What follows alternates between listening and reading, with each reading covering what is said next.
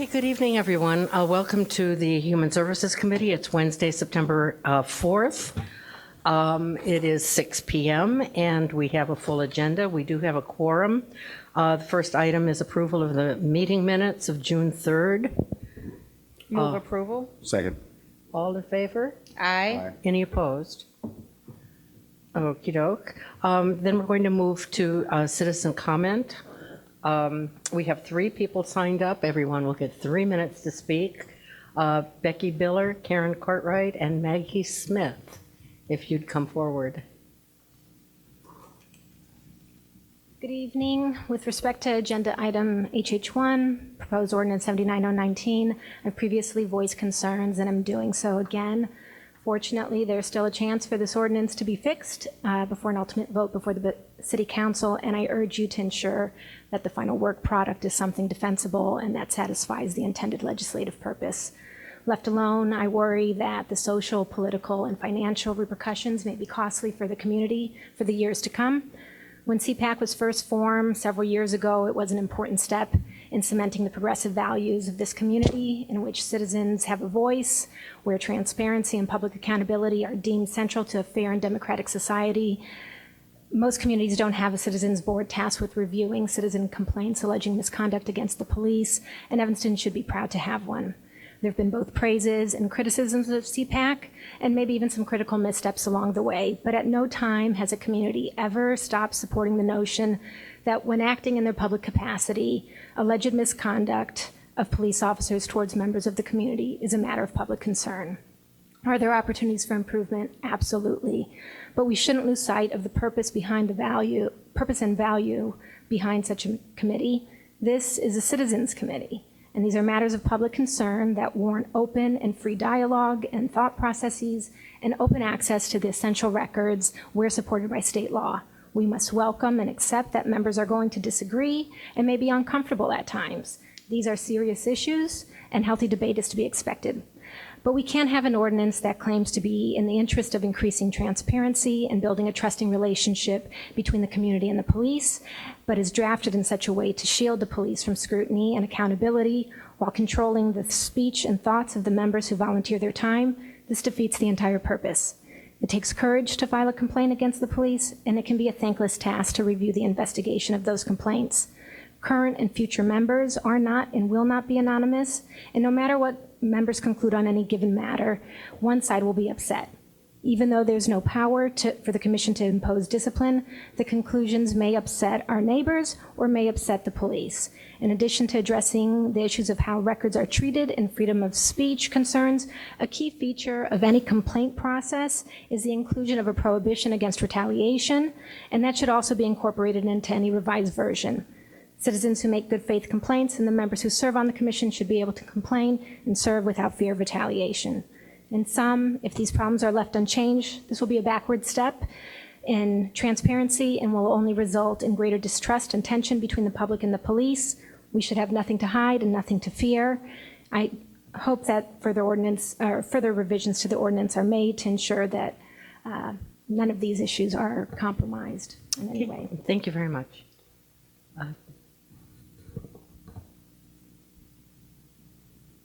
Good evening. I'm Karen Court. I'm a former member of the citizen committee that assessed the citizen complaint process, and I agree with everything that Ms. Biller has put forward, and I'm grateful for the work that she did in finding the case law that's appropriate for us to use in assessing the ordinance that's being developed here. So I won't say anything more about that, and I'll just make a brief comment with respect to HH3. In preparation for reviewing tonight's complaints that are being looked at HH3, I went to the website for CPAC to look at past minutes, especially of those things which have happened most recently, and I was disappointed to see that there are no agenda and there are no minutes. There are no minutes since March of 2018. So I don't know why that is. It is in violation of the Open Meetings Act, and I hope that that will be remedied in time for the next HSC meeting when we'll be looking at other complaints. Thank you.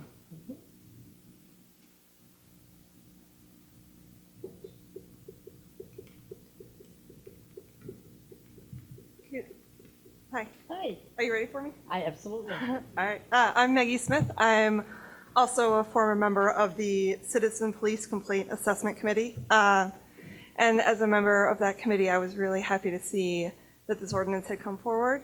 We all worked long and hard to provide our recommendations, and I was happy to see that things were continuing to step forward until I read the ordinance, and then I was pretty disappointed. My concerns are really the same as the confidentiality concerns addressed by Ms. Biller, so I thank her for her work and the information you guys have gotten from her.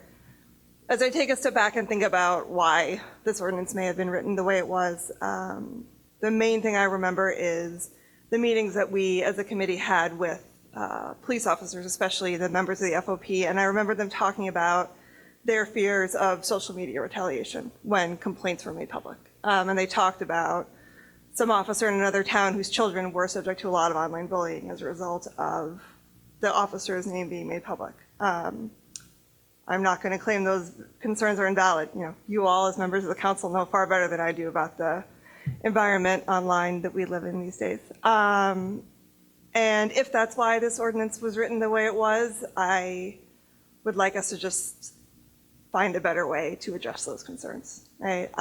We're all here tonight in a public meeting in spite of concerns that we all may have about what's going to be said online, and I think that's because we know transparency is important, and we know that good governance is important, and that means being brave.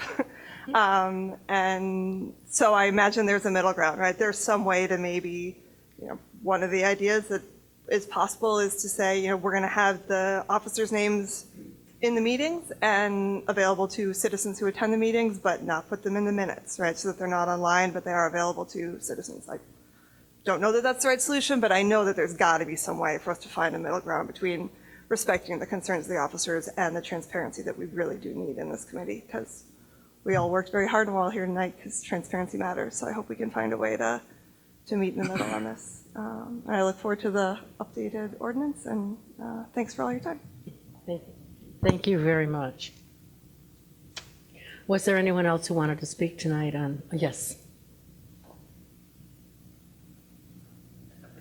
I need you to sign up. Good evening.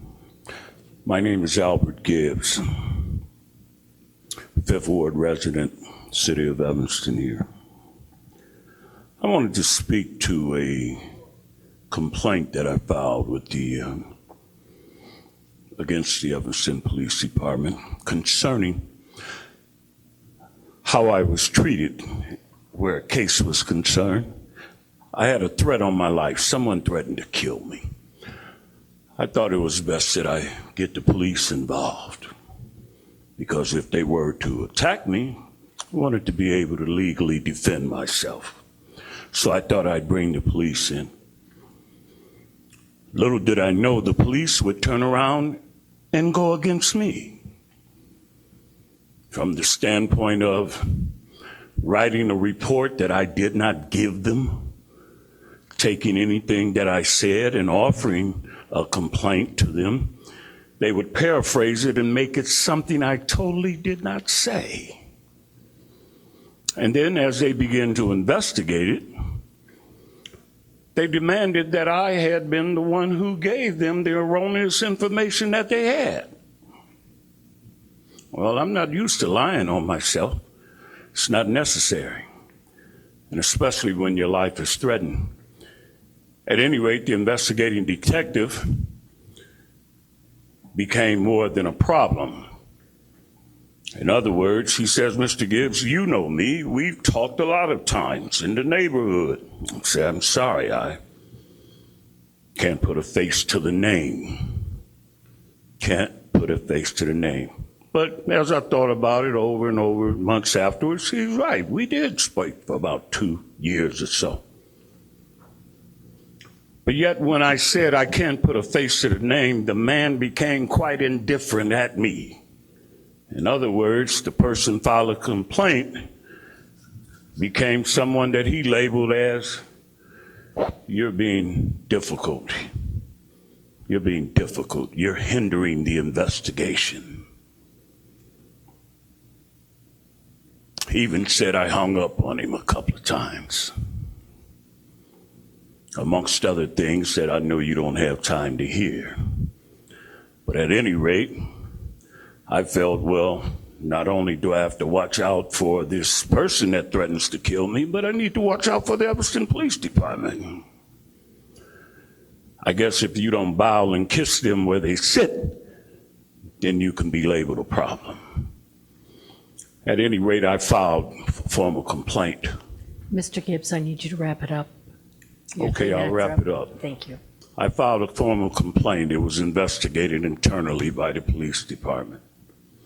I did get a letter from them maybe a month or more ago, and it said, Mr. Gibbs, every complaint that you have lodged, I'm paraphrasing, but it virtually said every complaint you've lodged against this has been substantiated. You told the truth. I told Deputy Chief Barnes where she could go and verify the things that I've said and done. And the letter from OPS, I guess it is, Office of Professional Standards, it said, Mr. Gibbs, we've been able to validate it. I've spoke with Chief Cook about it. Afterwards, I did, if I recall correctly, he may have been the one that gave me the letter in our meeting. But when I was asked what did I think should be done about it, I said you should fire him. And I was told I was being unreasonable. The man had been demoted, put back on street patrol from investigative detective. He's been put on a very hard shift. But I think anyone that can lie and falsify information on a police report, how many other people have you got away with doing it? Any man that can put information on there, which is to attack the person who's already been attacked seeking assistance, you don't need to work for the police. You aren't above the rim. You don't keep it above the rim. And whatever your personal things are against me, I could care less. If you're being paid by my taxes to do a job, I should think you should set your personal thing aside and do your professional job. I didn't think he did it. I recommend still he be fired. Thank you, Mr. Gibbs. Is there anyone else who wanted to speak tonight and hasn't signed up? Okay, then we will move ahead. The next item on the agenda is the CARP policy package and policy engagement strategy. Should we deal with HH1 first and then go to CARP? Oh, okay, let's do that. So HH1 is Ordinance 79019, creating Title II, Chapter 15 of the Evanston City Code, forming a Citizen Police Review Commission, and that is for action. Alderman Fleming, did you want to? Should I move for introduction? Yes, please. Well, it's for action, All right. actually. So So just move approval. I move approval. So as you stated, I spoke to, I'm sorry I didn't get everybody on the council, or on the committee tonight. I did speak to Assistant City Manager Richardson about this.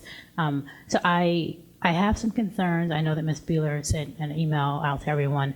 You know, I share some concerns, some of the concerns I don't have, but really in light of some things that I learned, and again, not an attorney, I just want us to hold on this, have staff compare it to some of the new legal findings. I want to just triple check to make sure that we are doing this in accordance with all, laws as they pertain, particularly things that were just not discovered, but things that were ruled on in the appellate court after Laquan McDonald in terms of FOIA and officer names and all that stuff. Because as everyone agrees, this is very important. The mayor had a subcommittee on it. They made some recommendations that are not in here. But really what I want to address is as we're going forward, we make sure that this is as transparent as possible and as thorough as possible, because I think we all would agree that is the goal. And we don't, or I don't, and I'm pretty sure we all don't, want to do something and then come back later and figure out, we didn't take our time and make sure it was absolutely correct. So things that I pointed out to Ms. Richardson and Alex and the legal department very briefly on the conversation were making sure that we are following, and you probably know this because you were at CPD, but making sure we are following what the appellate court decided on transparency regarding officer names. And then a couple more things. This is dealing more with the thoroughness of the process in police review. I would like them to have, or this new committee, to give their opinions on the findings. We understand they are not of personnel board, and they would not recommend, termination or promotion, those kind of things. But I do think it's important, if we have this board put together for this process, that they are able to tell us their opinion on not only the thoroughness of the investigation, but their opinion on the ruling. I mean, we do have the capacity to do some of that up here, but it is good if we have this board that they are as thorough as possible and they can share their opinion with us in terms of what they find. So there are just things like that that I want to have our staff kind of take one more look at this to make sure it is absolutely positively correct before we go out and start recruiting people and then have this board to start operating in this very important light that they are operating. So that's kind of the gist of my thoughts. And actually, I had something typed up that I was going to give to you guys, but I lost power and I didn't save it. So I'm happy to kind of type it up again, but it was, the gist of that. So I would like to hold this. I'm fine not holding it just in committee, so when staff is finished working through it, that it come back to the full council so that we don't have to wait a whole other month for it to come back to committee in October and then, get put on the council dais. So I don't have a date in mind because I don't have the council schedule in front of me, but I would be happy to have staff work on it and have it come back to council or have it come back to committee if that's what the committee chooses. Okay. Ms. Richardson, do you have an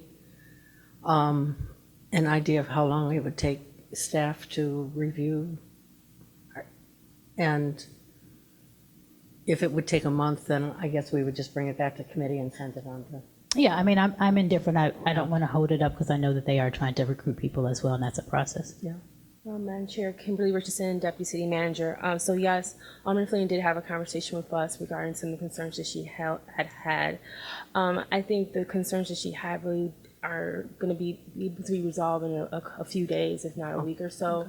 And some of the issues that were addressed, I think, were addressed in the updated version of this document that were discussed by some of the comments made earlier. So it will be a matter of us just reviewing one more time, but for that, I think we can do it the second meeting in September, So the 16th. the 16th. If that's not a regular meeting, wherever the next regular meeting, not the 9th, but the following meeting after that. Are you referring to Human Services or City Council? City Council. I thought you were referring to City Council, I'm sorry. I'm happy for it to go to city council. I mean, but again, I don't want to take away you all's voice on this committee either. So It's up to you. I've looked at it a lot myself, but whatever you all think. We're all there. Yeah, I okay. mean, generally, my preference is to keep it in committee because I think we can have a more in-depth conversation both with the public than we do at council. Okay. But if there is an interest in really moving this along more quickly, I'm happy to go the other way.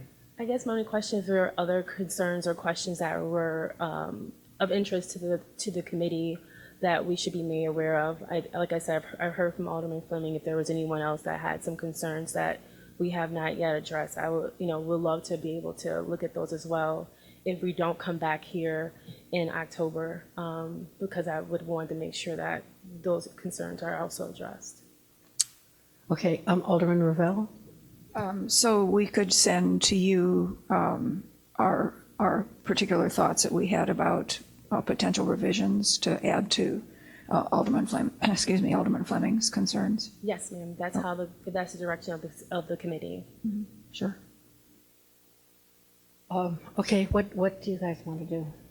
Is time of the essence why we would need to get it back to council and not have a more engaged discussion at committee, or? No, I just know that they were trying to, we have to approve this, then they have to recruit people. But as we stand now, the CPAC is still meeting and still reviewing cases, so that's still an ongoing process. So you would be fine if it Yeah, came no, back I'm to fine. committee? Yeah. Okay, well, let's keep it at committee. Okay. And then we should then be prepared to send it on to council right after the next Human Services Committee, which would be the first council meeting in October. In October, that's correct. So I'm assuming that I would still receive those comments that you may have for us to review, so we can continue working on this. Okay. Thank you. Okay, sure.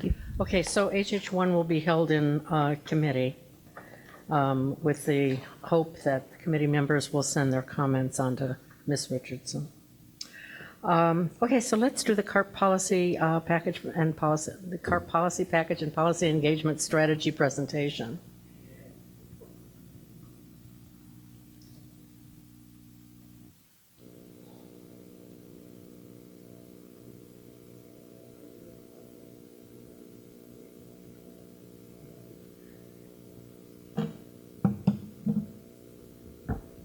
All right, good evening, Madam Chair, members of the committee. Kumar Jensen, Chief Sustainability and Resilience Officer for the City of Evanston. Last time I was here was in March of this year to give the first update on implementing the Climate Action and Resilience Plan.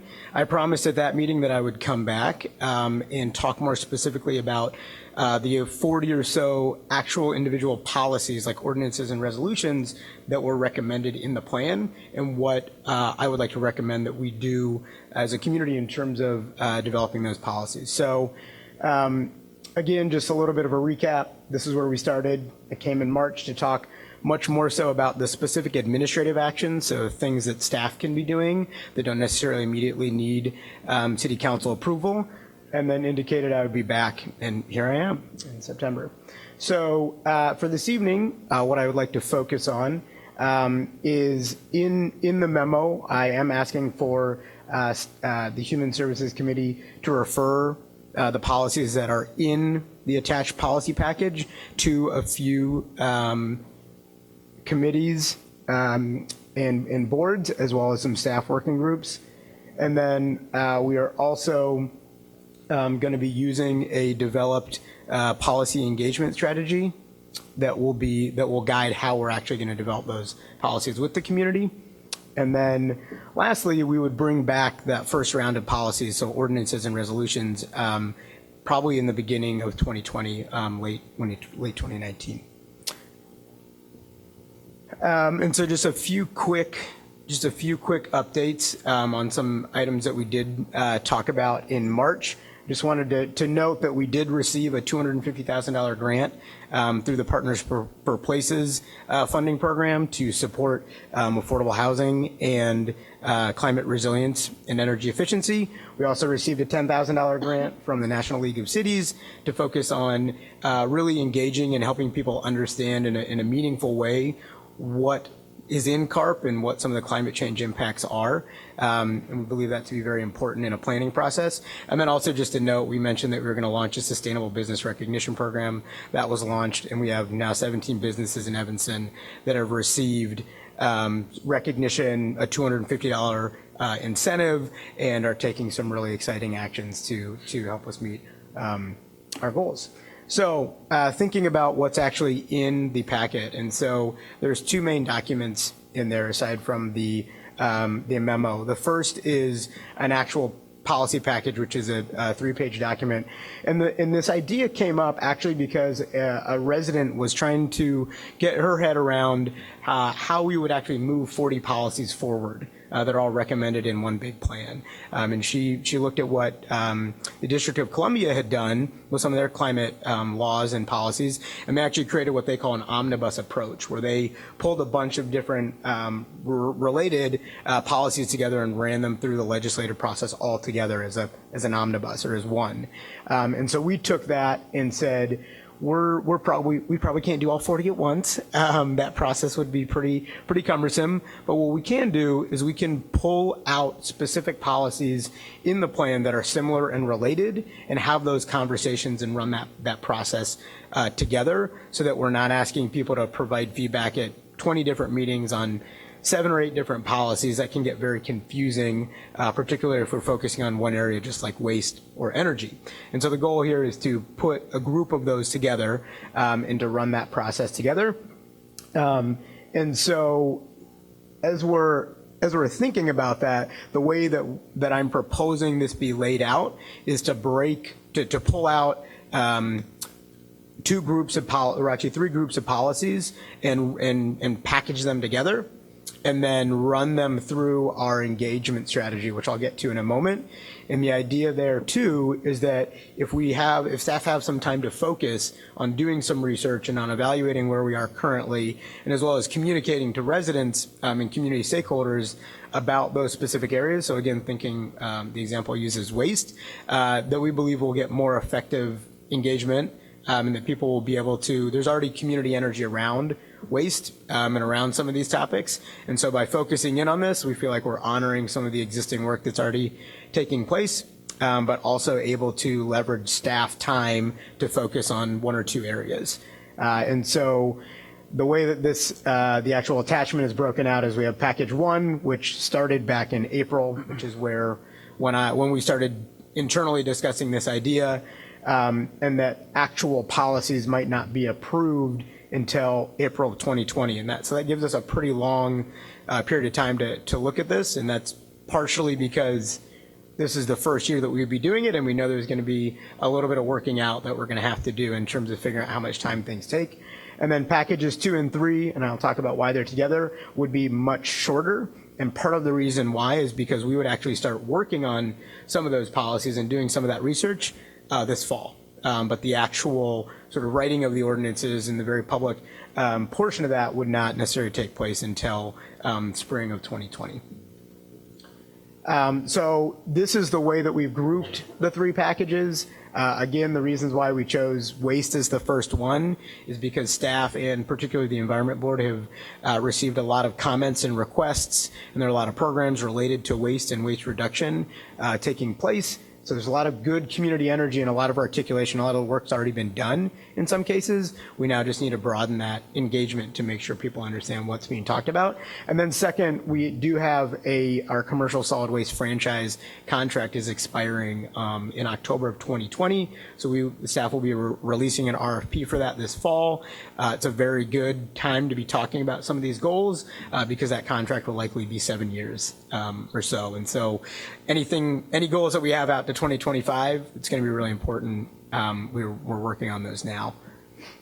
Municipal operations are a couple of areas, particularly around building energy efficiency, electrification of the fleet, and things like LED conversions throughout the city operations that staff could use some additional guidance on. And so we'll be working internally to work on some resolutions based on some of the best practices in some of our internal analysis to recommend some resolutions that will provide more clarity and hopefully long-term guidance as to how the city as an entity operates in line with some of the CARP goals.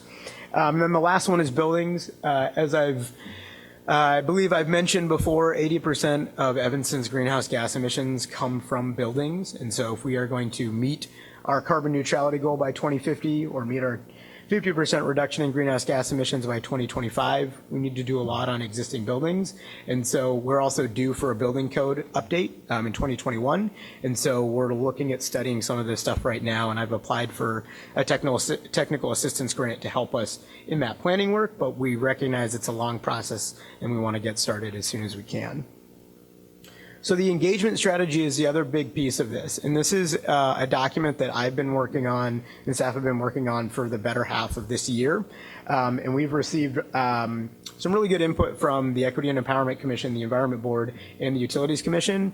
In particular, the idea is to build off of the community engagement approach we use in developing the CARP plan, where I and members of CARP attended over 25 events and facilitated conversations around what was going into that plan and how it would be structured. And so we want to build off of that process and hold that transparency in process as we're working on specific policies. And so the idea here is that we break it into 3 phases. And one of the things we found worked very well in the CARP CARP planning process was engaging people, educating people at the same time we're soliciting input from them. And so gives us the opportunity to share complex information in a setting and in a way that is conversational, but also request an action or feedback from people during that engagement opportunity. And so reflecting back was also requested heavily during the CART process. That's the idea that once we've taken in this information as staff and the Environment Board in particular, we will then digest it and bring that back and say, well, here's what we think we heard. Are we in line with the feedback that you gave us prior to directing staff to draft actual ordinances? It also gives us the opportunity to look at what other communities are doing and see how that relates. Policy development is then the more formal process of the Environment Board or any of the other BCCs recommending or requesting that these ordinances and resolutions be drafted and bringing that back to this committee to then have this committee direct staff to undertake that process. Here's the timeline that we have. It's shifted a little bit, but the idea is that we will be holding these workshops starting in September. We already have about 5 of them scheduled with community partners. And so these are sort of co-created events to help both people understand what's going on related to waste and what some of the recommendations are within the plan, but also to start to understand where people feel they are sort of in those recommendations. Then really August or October, we started a little bit in August, we would hold these events. November is when we would bring that feedback, staff would bring that feedback from those workshops to the Environment Board. The Equity Empowerment Commission has asked to continue to be engaged, so we would bring back something to them, and then staff would take that in December. It's probably not an ideal time, so maybe that'll shift a little bit, but would bring it back hopefully before the end of the year to have another round of conversations. So here's what we heard. Is this aligning well with what you told us? And then in January, actually start some of the ordinance and policy development process. So the way that we've been thinking about it, particularly as it relates back to the Equity and Empowerment Commission's engagement guidance that they worked on earlier this year and the guiding principles within CARP, there are some really significant benefits from laying this process out early on. Since CARP already, the policies in CARP have already been sort of endorsed in their sort of generalness within the plan and the resolution that was adopted. We want to hold ourselves to those commitments and also tell people how we plan on developing these ordinances and policies. There's a lot of interest from community members and a lot of community expertise in a lot of these areas. And so part of it is also responding to residents saying, when are you going to do this? How is it going to be done? And so we want to provide as much structure and clarity so that they don't feel like we're either ignoring that or sort of saying, having just pop up at some point without much notice. I do want to just mention that, and we'll get to some of these examples in a second, but I do want to just mention that this doesn't mean that there aren't other policies that are in CARP that we won't address. It means that this is where I'm going to be focusing my energy, but there are plenty of other policies that are already underway through the Environment Board and through the Equity and Empowerment Commission that are very relevant and are supported in CARP. Do you have a question? Okay. And so I did want to give a few actual examples. This is the exact language that was used in CARP for some of these. So if we look at policies related to waste and waste reduction in CARP, these are 4 that are laid out there. One of the challenges with some of this language is that it's very vague and it doesn't get to the how. And so it's very helpful in orienting us to some of the areas that we need to focus on. But as a staff person, I don't feel fully comfortable developing that policy by myself because I don't have a lot of clarity as to who that may impact without additional conversation and analysis, right? And one of the ones I didn't put up on here, but was revising the disposable plastic shopping bag ban. And we just completed an analysis and an evaluation of the effectiveness of that policy that we'll be sharing as well, because that type of evaluation should go directly into any new policy setting if it's relevant. So this is sort of a recap, but just thinking about the next steps. So this evening, hopefully, we're recommending that you all refer the items in the packet to the recommended boards, committees, and commissions. we will actually begin some of the engagement strategy at Streets Alive. If this committee does not want to recommend this specific process, we're still going to help people understand some of the challenges and some of the actions in CARP. We think that's sort of just a duty of us as implementing the plan. And then between now and October, as we mentioned, our aim is to hold 10 to 15 of these workshops. We're going to be doing a mix of going to existing events versus had a lot of conversations already with some of our existing partners to secure spaces to be able to co-host some of these conversations, whether it's in the schools or at some of our nonprofits and with some of our businesses. And then I would like to come back in December or January to report back. I don't think we'll have policies exactly ready by then, but to at least say, hey, here's where we are, in a month or 2 or 3 months, here's when you'll start to see some actual policies.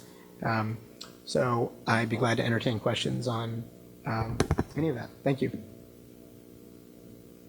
Okay, Alderman Fleming? Well, thank you for being very thorough on this thing. It's good to see that you're taking so much time to make sure you hear from people, several places. I have a question that maybe you can address now. One is a referral, I guess maybe for the Environment Board, but something that came up. So Alderman Fisk had talked before when we passed this. I remember you asking about the cost, because there are a lot of things. And so my question, I guess, is as they're, if we refer these and as they're evaluating these, I'm assuming you'll have some kind of information about the cost, whether it's the cost of the citizen or cost of the city. So I want to make sure we don't forget that part, because a lot of things are exciting, but I'm sure they have a cost. My just referral as I'm talking to you and thinking about your community engagement, I know we've already passed the benchmarking ordinance before I was here, but I tried to explain it to someone and I realized I didn't quite understand all of it, and he didn't really know what his requirements were.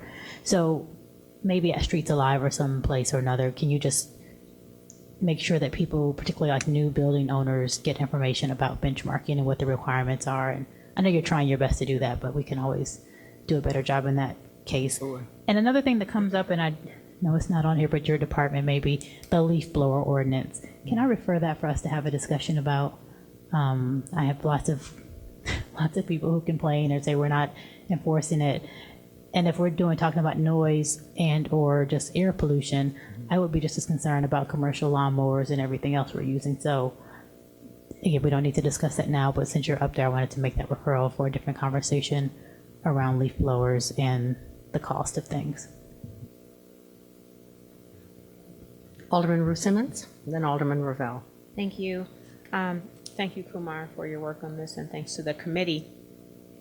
In your engagement plan, can you certainly include our everyone's ward meetings? We have a more engaged and captive audience there than someplace a little more festive like the events in town. And then secondly, we've talked about balloon releases. So if you could have this as the policy is being formed so that I don't have to work on one specific policy, can you have that specific language, a ban on that, added into some relevant piece of the CARP plan, or at least have that for consideration as you're working towards it? Yeah, absolutely. And I think it already is covered in some ways in some of the existing goals. And so we can pull that out as a specific item, but that it would be grouped together as we're seeking feedback and developing a policy. Okay. And then the CARP program is so detailed. Where are we at on straws and plastic bags? And so I didn't understand that our bag ban was limited to retailers more than 10,000 square feet. Is that accurate? Correct. And the smaller independents are still able to have the plastic bags that aren't environmentally safe. So I would imagine that the majority of our retailers are less than 10,000 square feet. So is that covered in our CARP plan? Absolutely. And in the memo I referred to, or the analysis I referred to earlier of the existing plastic bag ban, we'll be sharing that later this week, and I can share that with everyone on the committee. But it does a pretty good job of laying out sort of where some of the holes are. And in reference to CARP, there already guidelines and recommendations in there to update and evaluate the ban. It doesn't get into specifics, but does call it out as being somewhat ineffective in its current structure. And where are we at on straws? Straws have not been discussed in any formal sense, but they are also included in CARP in talking about eliminating single-use plastics and thinking about obviously some of the complications of just wholesale eliminating something. And so that's, I think, one of the reasons why doing a sort of longer engagement process around this, you have the time to get out some of these ideas, help people understand them, and also understand the nuance and implementation.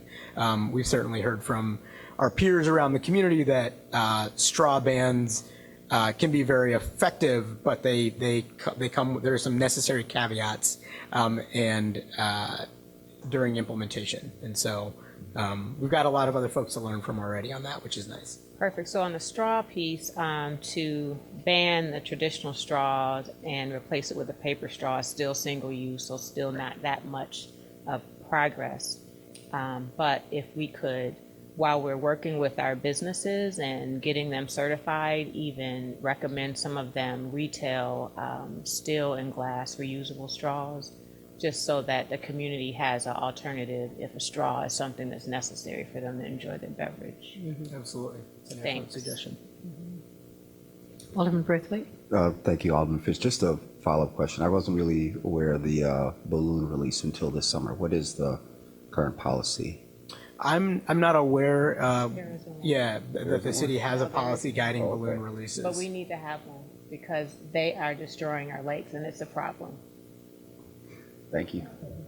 And they kill the birds. I'm a bird lover and a lake lover and a tree lover. I am an environmentalist now. So if we could address that, this is real talk, Absolutely. seriously. Alderman Ravel? To address Alderman Fleming's question about the leaf blowers, I did make a reference to the Environment Board to look at not only enforcing our current leaf blower ban, but also just banning fossil fuel powered lawn equipment in general. So the Environment Board is looking at it very carefully, and the enforcement piece is a really complicated part of it.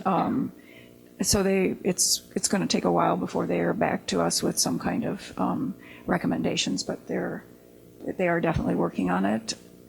At the same time, I've been going to a couple of meetings of people from some of our nearby communities, and there's a proposal for a workshop that would be aimed at municipalities and maybe large landscaping companies to come and see electric lawn equipment. So it's not, because we not only need to say, don't use these, but we want to say, and here are some options that you could use instead. So I'm hopeful that we'll be able, this is a workshop that's planned for November, and I'm hopeful that the City of Evanston will be a co-sponsor of that as well. And then just follow up with Kumar on his presentation. Just very thorough, very thoughtful. I'm delighted to see that we have this $10,000 grant for community engagement. Community engagement is going to be really important. So much of what we need to do to achieve our really ambitious CARP goals involves behavior change. And so the more we can involve the community in talking about policy and ordinances, but also just what they can do privately, I think that's going to be really, really helpful. CARP is really ambitious, and what you've been laying out for us is, very detailed and ambitious as well. But we have a real climate crisis, and so I think being as ambitious as this is really appropriate. And I look forward to the next report from you. Thank you. Alderman Rusinitz? Thank you. About the NLC grant. So fantastic job on getting that in and us getting the award. But my recommendation in us applying for that had a specific request that we pay close attention to environmental injustices. Great. And so I appreciate that we will use it for outreach in general, but I do not want to get too far away from intentional focus on neighborhoods that have environmental injustices that we've been dealing with. We also were made aware by Director Stoneback, I believe, that our community has some room for improvement in compliance with our recycling. And if we could be sure that we are educating the targeted neighborhoods that are struggling with education and information and understanding why it's a priority that we protect our environment, if we could just make sure that we use some of those funds for specific targeted engagement in the areas that need it most. Absolutely. Yep. And so I will just mention that the funds at the moment are being spent on helping develop content specifically that we want to be designed to be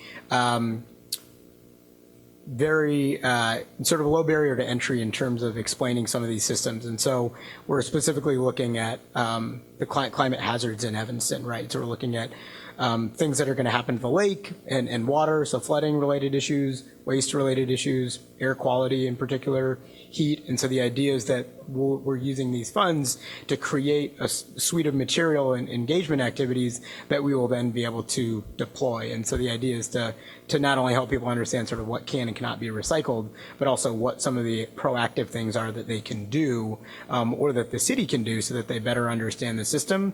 Because I think one of the challenges that we often have, particularly with recycling, is that the system it's very unclear how the system operates. And so that leads to a lot of guessing as to what you can and can't do. And it's all very genuine. I think many people are trying to do the right thing, but we found that in these conversations where we're able to tell people about what's happening sort of also outside of Evanston and how that complicates what we're doing here, that we seem to get a lot better feedback and questions and comprehension in those activities. And so, but I appreciate that recommendation. Thank you. Okay, I just had a couple of comments on the stakeholder list. I'm assuming that we can add to the stakeholder list Of course. of groups. I do think that Alderman Ruth Simmons makes a real good point about reaching people in the community that may not be part of these groups through ward meetings. I had a ward meeting last night, and unfortunately had to get announcement for the meeting out 3 weeks earlier, so this wasn't part of it.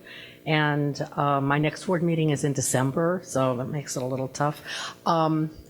I really do think that this is something that a lot of people in the community are going to be interested in participating in, and they may not be parts of these groups. And I don't want to surprise them, or I don't want to make it appear that they could have participated, they just didn't know about it. Right. So I think getting the word out is an important part of the educational process and the investment process in getting people to really not only understand the importance of it, but being engaged in it.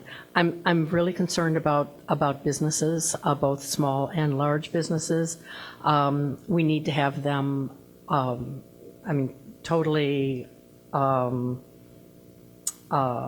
invested in understanding why we're doing this, and that we're not trying to make their lives more difficult. And as Alderman Fleming said, there is a cost to it.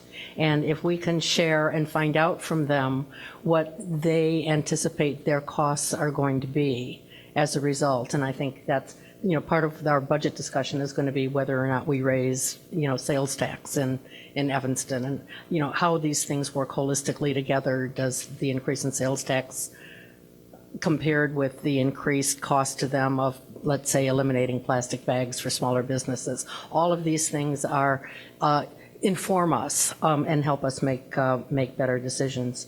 There is a huge population of seniors who are really looking for a way to be involved, and in my ward, I know that they're there, and that's one of the reasons why I want to suggest some names for the stakeholder list. And Northwestern University generally. You've got Northwestern students on here, but the university administration, I think, has made a commitment to sustainability, and I would like to have them, the university administration, present in these conversations as well. I think there's a lot that they're doing that we don't know about, and I would like to know more about that. The other thing that I will say too is that, and I've not got this fully formed in my mind yet, but in our zoning ordinance, when we allow structures to be built and suddenly eliminate a lot of green space, what's the effect on our community? And maybe that's something you and I can talk about. But I think that's, again, as we're looking at these issues, decades down the road, it's something that we need to take into consideration. Because the more we pave over, the resulting effects on the community are substantial. So anyway, so if we can send any other ideas, recommendations to add to the stakeholder list, I would like to do that. So if the committee Absolutely. will Yeah, we have a list of about 80 or so, so Okay. it's longer than what was in the attachment, but we'd welcome. Oh, could you Duplicates send are that? always helpful, too. Could you send that to us, just so that we know who's on there? I'd like to slow down your timeline just slightly, again, to try to encourage more people to be involved and invested. So maybe if we get back to Human Services in January or early February. Again, and it's not to make it more difficult for you, but just so that everybody can get on board.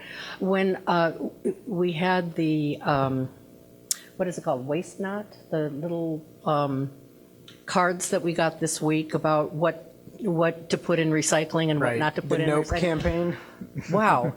Yeah, that came out of the blue, and I thought, well, this is good because I think I've been doing some things wrong, like cardboard boxes. But my point is that takes a while for that to make its way down the line into the individual homeowner. And I know that there are people, I can tell by the people who recycle in my neighborhood, that are really, really invested in this and who might want to participate, and I just want to make sure that they find an opportunity to do that. Absolutely. So that's my reason for expanding the stakeholder list. So anybody else, comments? Okay, so Kumar, we need to accept and refer to boards and commissions then. Is that right, boards and commissions and committees? Okay, so is there a motion? Second. Okay, all in favor? Aye. Anybody opposed? All righty. Thank you so much, and thank you for everything that you do. I really appreciate that. Thank you. Move on to HH3, which is review of police complaints by the Citizen Police Advisory Committee. 3 complaints were reviewed. There are 10 positive letters, and the comments are received. Is there a motion to accept and place these on file? So moved. Second. Okay, great. Good evening. Good evening, thank you. Committee, as you stated, there are 3 complaints. Any questions concerning these complaints? Anybody? Alderman Fleming? Yeah, so for 1901, I appreciate that. I guess I'm, DI or CR? oh gosh, I don't know. What I was speaking to is actually that, so maybe it's CI, I don't know, it's the one where you went back to reinvestigate it. Is Okay. that the DI? That's the CR. Okay, so I guess what I want to say is what I've said before is I appreciate now that there seems to be, I won't say more thoroughness, but more attention put to such matters. I realize that there's frustration that the first DI or whatever it was not satisfactory, but I do appreciate that you all went back and there was a different finding. Again, for me, that means that, as hard as you work, we still have some work to do. People do make mistakes, so that's part of the reason that I want to make sure we're doing this new procedure correctly. So I don't really have a question about it, just a statement that thank you for going back. There was a different finding, and I continue to be, where no one's perfect, but I continue to be pleased to see the change in these procedures. Thank you. Anybody else? Okay. Thank you. Okay, so, yes, so did we make a motion? Yes, we did, and we seconded it. So all of those are in favor of accepting and placing on file? Aye. Aye. Anyone opposed? Okay, great. HH4 is the death notification process of the Human Services Advocates. Staff recommends that we accept this memorandum and place it on file. Is there a motion to accept and place on file? Second. Okay. Good day, members of the Human Services Committee. Ike Ogbo, Interim Director, Health and Human Services Department. Are there any questions? Alderman Braithwaite? Thank you, Madam Chair. So I actually asked to have this brought back to Human Services right before the break. I met with a family here in the Automatic Library with the Chief of Police and also our city manager. And I think it's important to say that I feel like it was an officer error and not an error of the Evanston Police Department. And so the individual was found dead in his apartment. There was a significant amount of time that passed before the family was notified.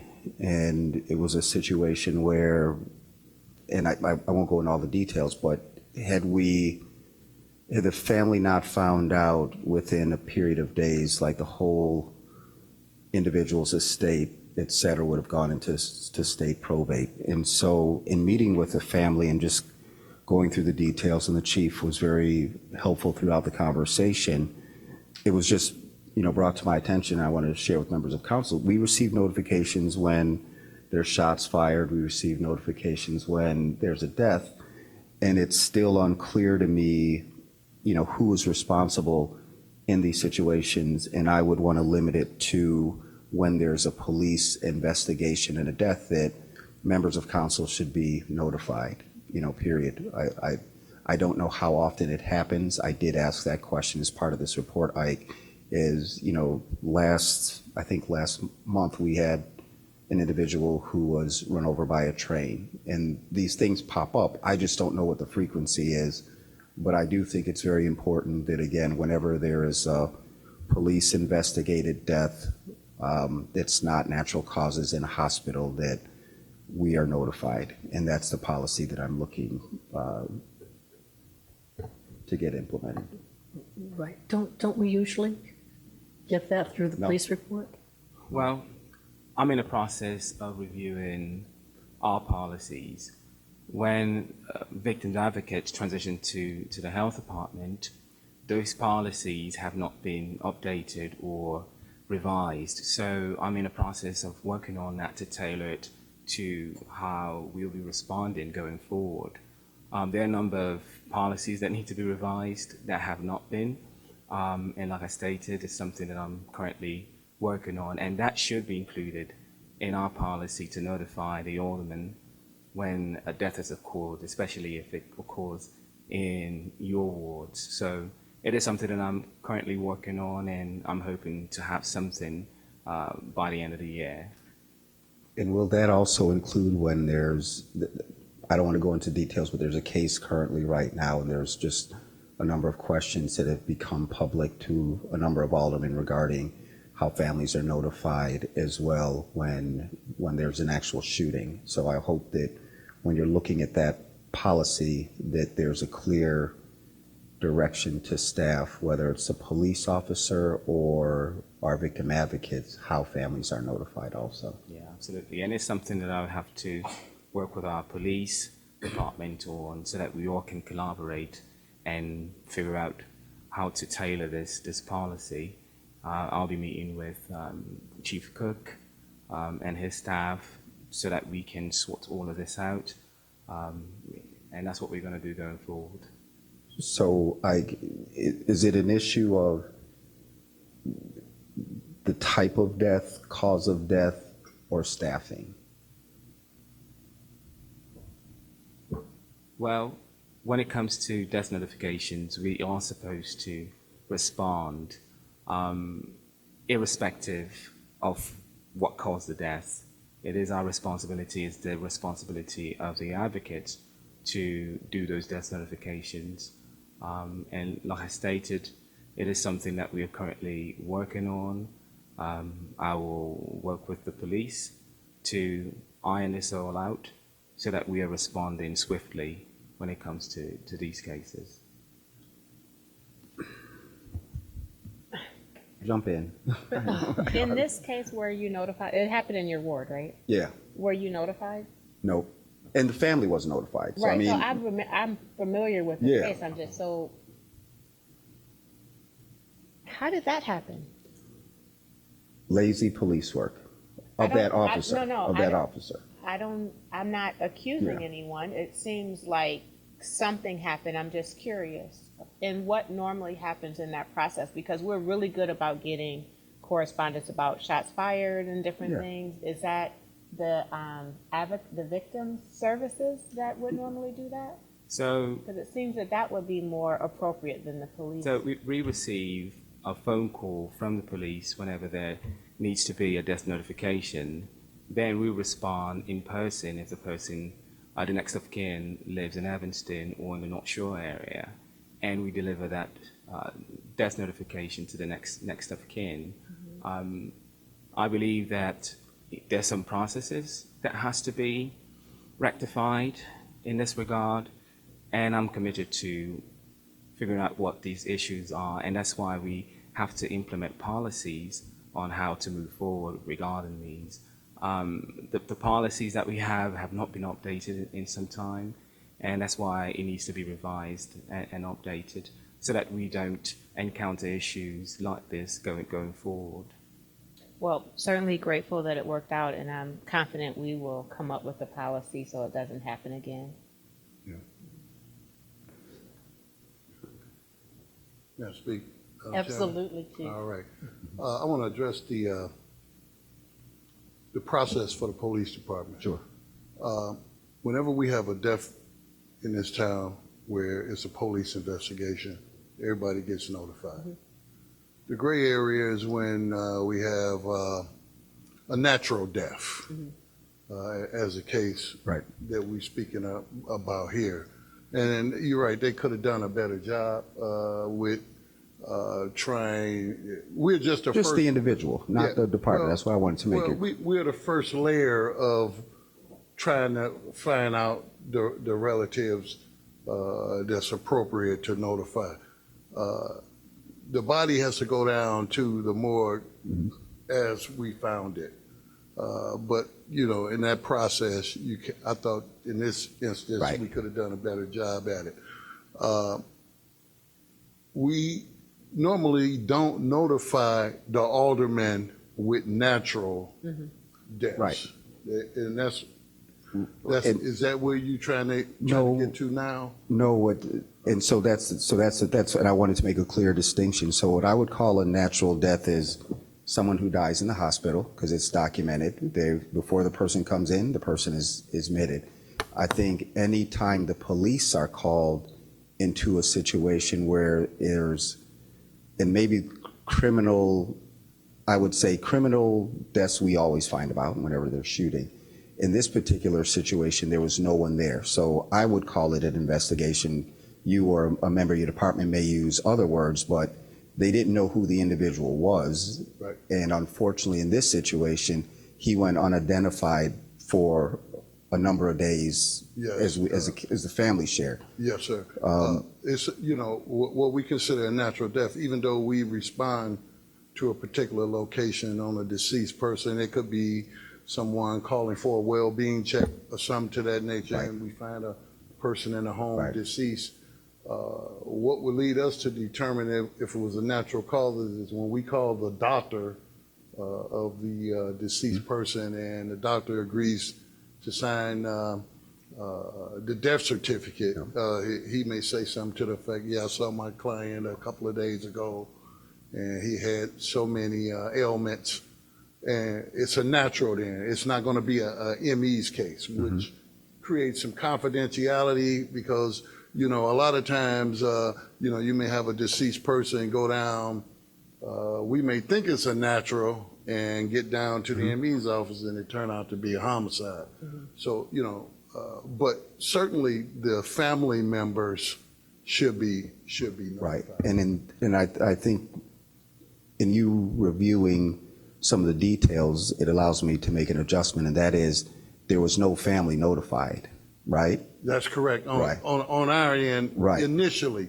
And Right. that happens sometime, it could be sometimes where they'll go into a scene and don't find a next of kin's number or something like that. So then they will go down to the medical examiner's office, and the case will get assigned to a ME investigator. And they do basically the same process that we do. They try to find a next of kin. But certainly, we should be making every effort, and maybe even beyond, when we have a resident in our town that passed away, I think we should be stretching it to do a little bit more to try to find out who the next of kin is. Yeah. Such as canvassing the neighborhood, simple things like that. Yeah. Or asking this doctor to make a phone call if they don't want to give Right. up the information. And so, again, the reason for bringing it up, and Chief, thank you very much for Yes, sir. for the explanation. He did a great job at the meeting. Is if it was to happen to someone in your ward that someone passes, I made it a point and a commitment to the family that this will never happen again in our town. That's the bottom line. I want to make good on my word that this will never happen. And that was the whole reason that there were about 10 family members, probably a week after the funeral, very composed, making the strong point that they never want to see this happen to any individual again in town. So that's the reason for my request, Ike. You've identified the inconsistencies with the notification. God bless you if you can fix that, but I do think it's important that, unfortunately, we get to hear the inconsistencies in the most extreme circumstances. So anything that you can do to prioritize this issue with the chief and make something good come out of it so that we can keep our word to this family, I think that that's important. Yeah, absolutely. Okay, Alderman Fleming and then Ruth Simmons. I think this is what you're saying, but just so I'm clear, so the notification would come from the police, I'm assuming, right? Because they're the ones who are on the scene, so they would notify us in terms of the alderman. I know there's a different process for notifying the family.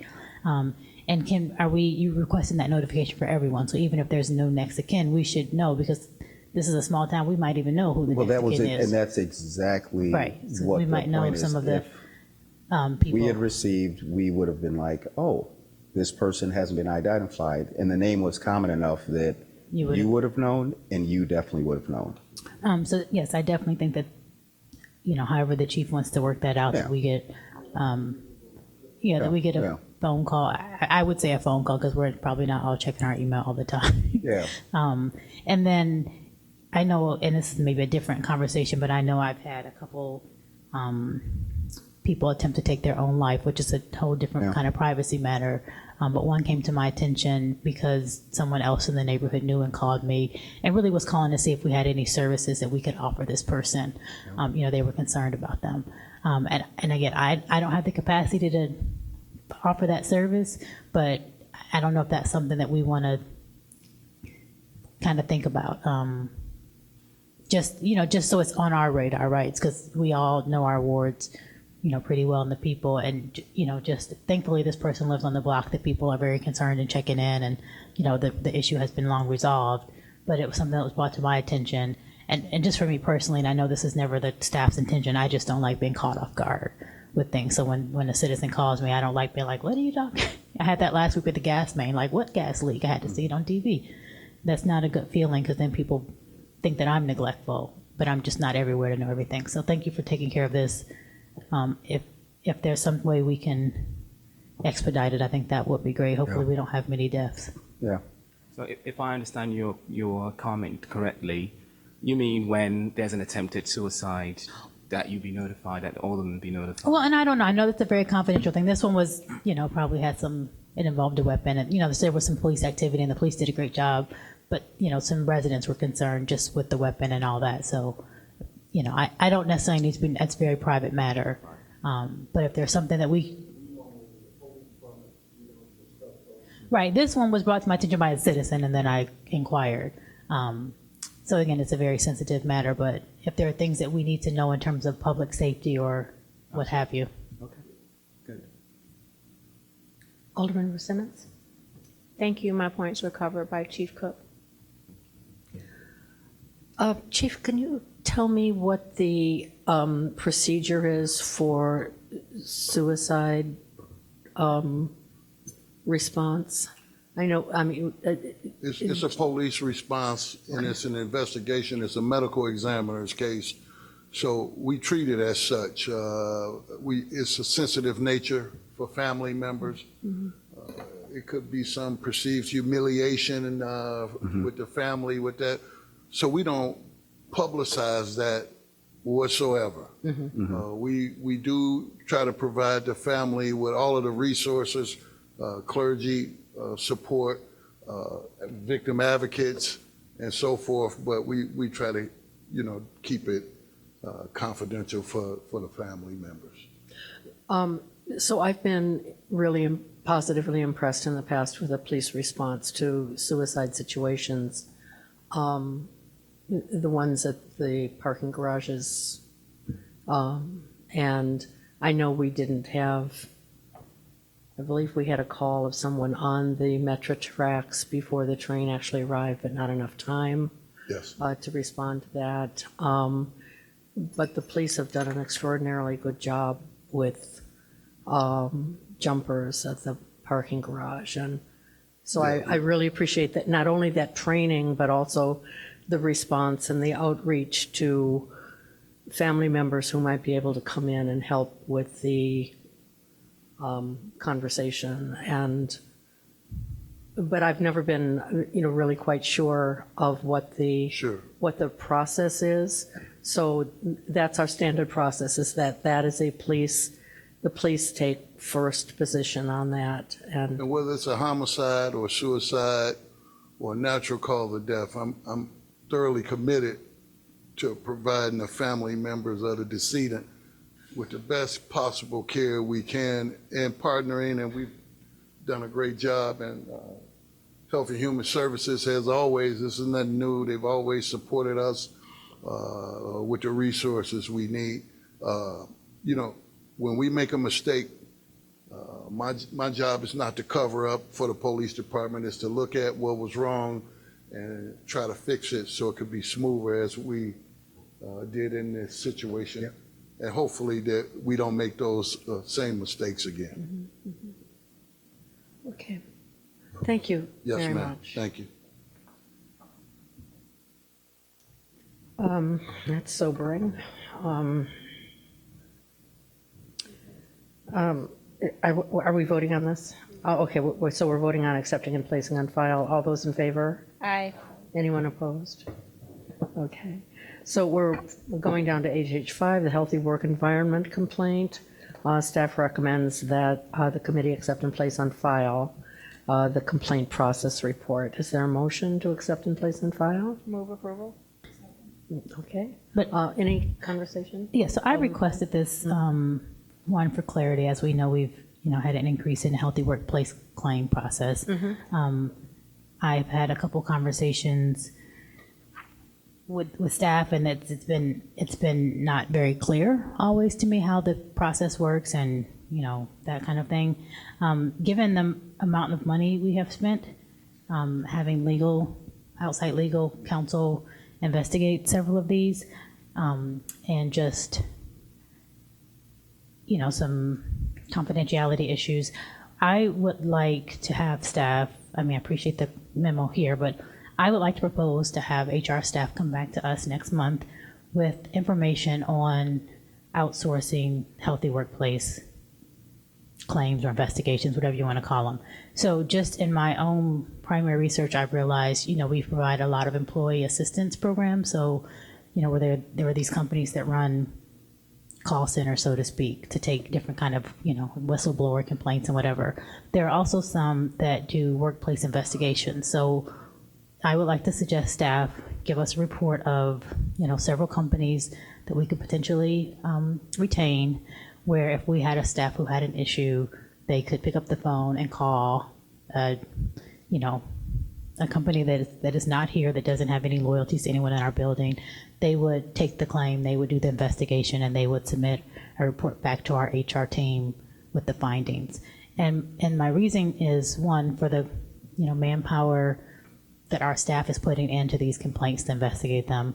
Also for the cost that we are putting forward when people, when we need to have an out party, we need to outsource to a legal department or legal firm to investigate them. That's very costly.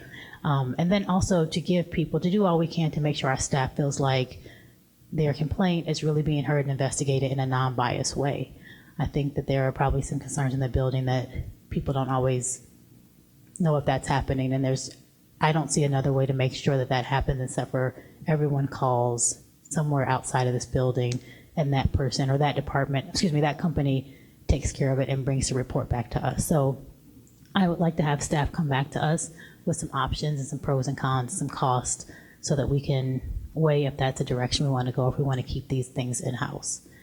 Given all of the, tension in government nowadays, even that we see here at the dais, and the lack of trust and, and things that can escalate out of control, I think we really should be diligent to make sure we're providing our staff the most confidential and non-biased options available. So I'm happy to accept this report and place on file, but I'd like to make a referral as a follow-up that they bring back a report of different options. Okay. Alderman Braithwaite? Just a couple of things to add on to Alderman Fleming. I'm going to suggest that we actually reject it.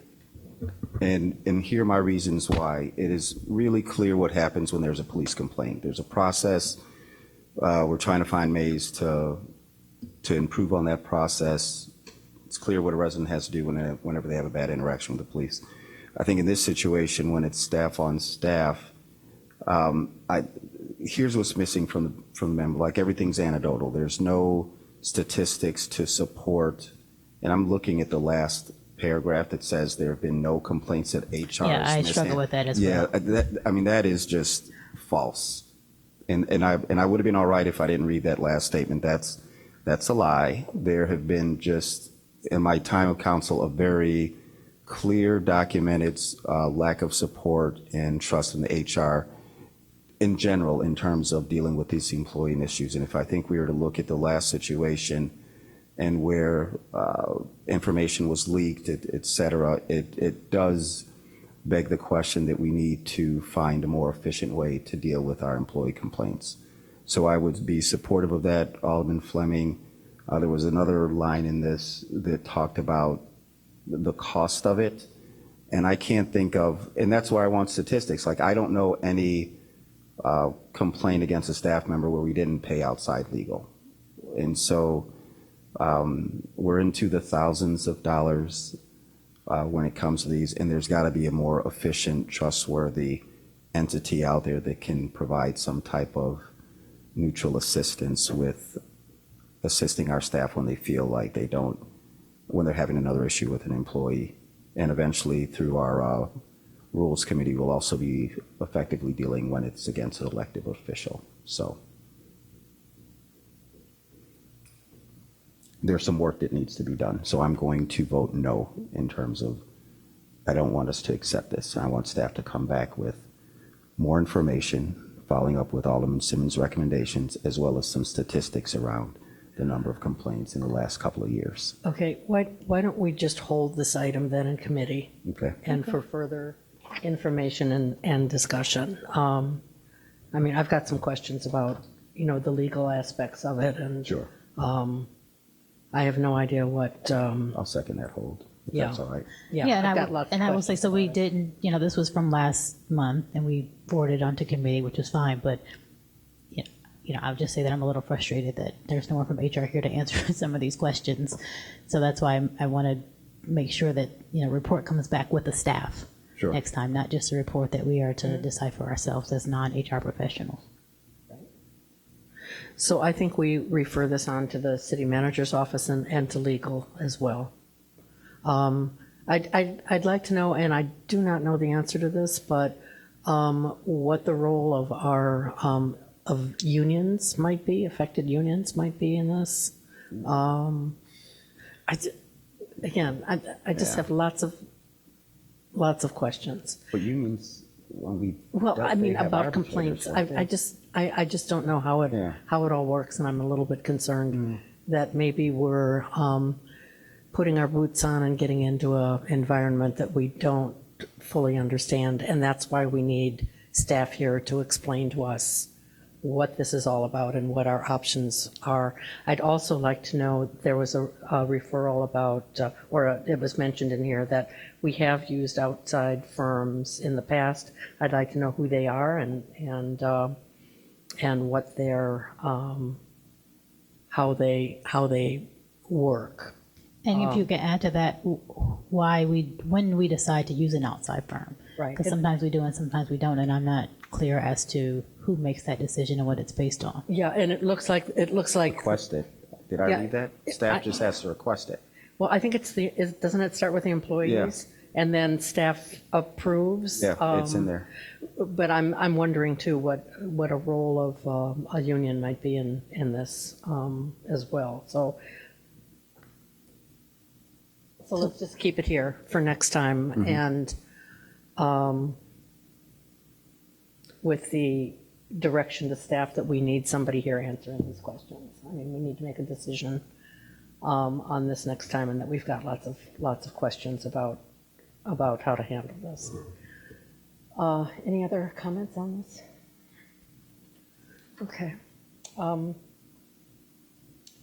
Okay, we're going on to HH6, which is the Mental Health Board proposed 2020 funding priorities. Staff recommends consideration of the board's proposed 2020 funding priorities. At its May meeting, the Mental Health Board discussed ways to better align their priorities with City Council goals and is submitting the proposed funding priorities to us for review and acceptance. Is there a motion to accept and place on file? Move acceptance. Second. Okay, any discussion, folks? Okay, all those in favor say aye. Aye. Any opposed? Okay, HH7 is diversity and inclusion policy for boards and commissions. Staff is seeking direction from us regarding the development of a diversity and inclusion policy for city boards, commissions, and committees. And they just want direction from us. Yes, Mr. Richardson. Perfect timing. So I know this has been a discussion that's been had off and on over the last year or so. And so as we are beginning to revamp our board agenda applications, as well as looking at how we're making our process more user-friendly, it's good to get some feedback on how we can do better, and how to go and do more community engagement, I think, is going to be key into trying to identify members of the community who may have an interest but may not know how. I do understand that sometimes it's just people just don't know. And so how can we do better? How can we create a policy, even if it's not a policy that's saying we have to have a certain amount of numbers, but more of how can staff do a better job of engaging the community in an effort to get more individuals engaged into wanting to volunteer their time. So one of the things that we're putting on the application is your availability. Are you able to come to meetings in the AM or PM? Things of that nature. Do you need child support? So we can understand the needs of how individuals may need for why they're not wanting to volunteer or submit their application to volunteer to be on a board commission. So this is something that you're actively working on as staff, and okay. At the direction of from City Council, off and on from the last year, we've been getting some feedback, and so we're trying to now formalize this process. Okay. I'm sorry, did somebody have their light on and I missed it? I'm sorry. That's okay, thank you. So I've requested it over the last 2 years, really, that we address this. I haven't seen enough improvement in our appointments to our boards, committees, and commissions, and I think this is the only way for us to better regulate who is leading and having the discussions that are later being recommended to council for a vote. So I would like to see a couple of things. One, that each ward be considered and included on these commissions, but also that people of color and women are equally included. But as well, I've noticed that there's a trend of the same profile, academics, senior level, executives, seniors, or retired professionals. And many times they are weighing in on matters and policies that they don't have a lived experience with. So I would like to see us do more to appoint community members that have a lived experience with the area that they are leading in, if we can figure out how to do that. I have a question, or because obviously we get what's recommended to us to approve or not approve. Is there a way, and I think we got a report at one point, but for us to see who from our ward is maybe in the pool, right? So if I can see that, no one from the 9th Ward has applied this year to be on the commission. Obviously, I can't expect you to appoint someone who's not there. So I just have a gauge of, are people even applying from my ward? Or even if you just, send me something about no one's applying. The other thing that we could do right away is, in each of our ward newsletters that goes out, there could be a piece in there that says these boards are looking for people, please apply.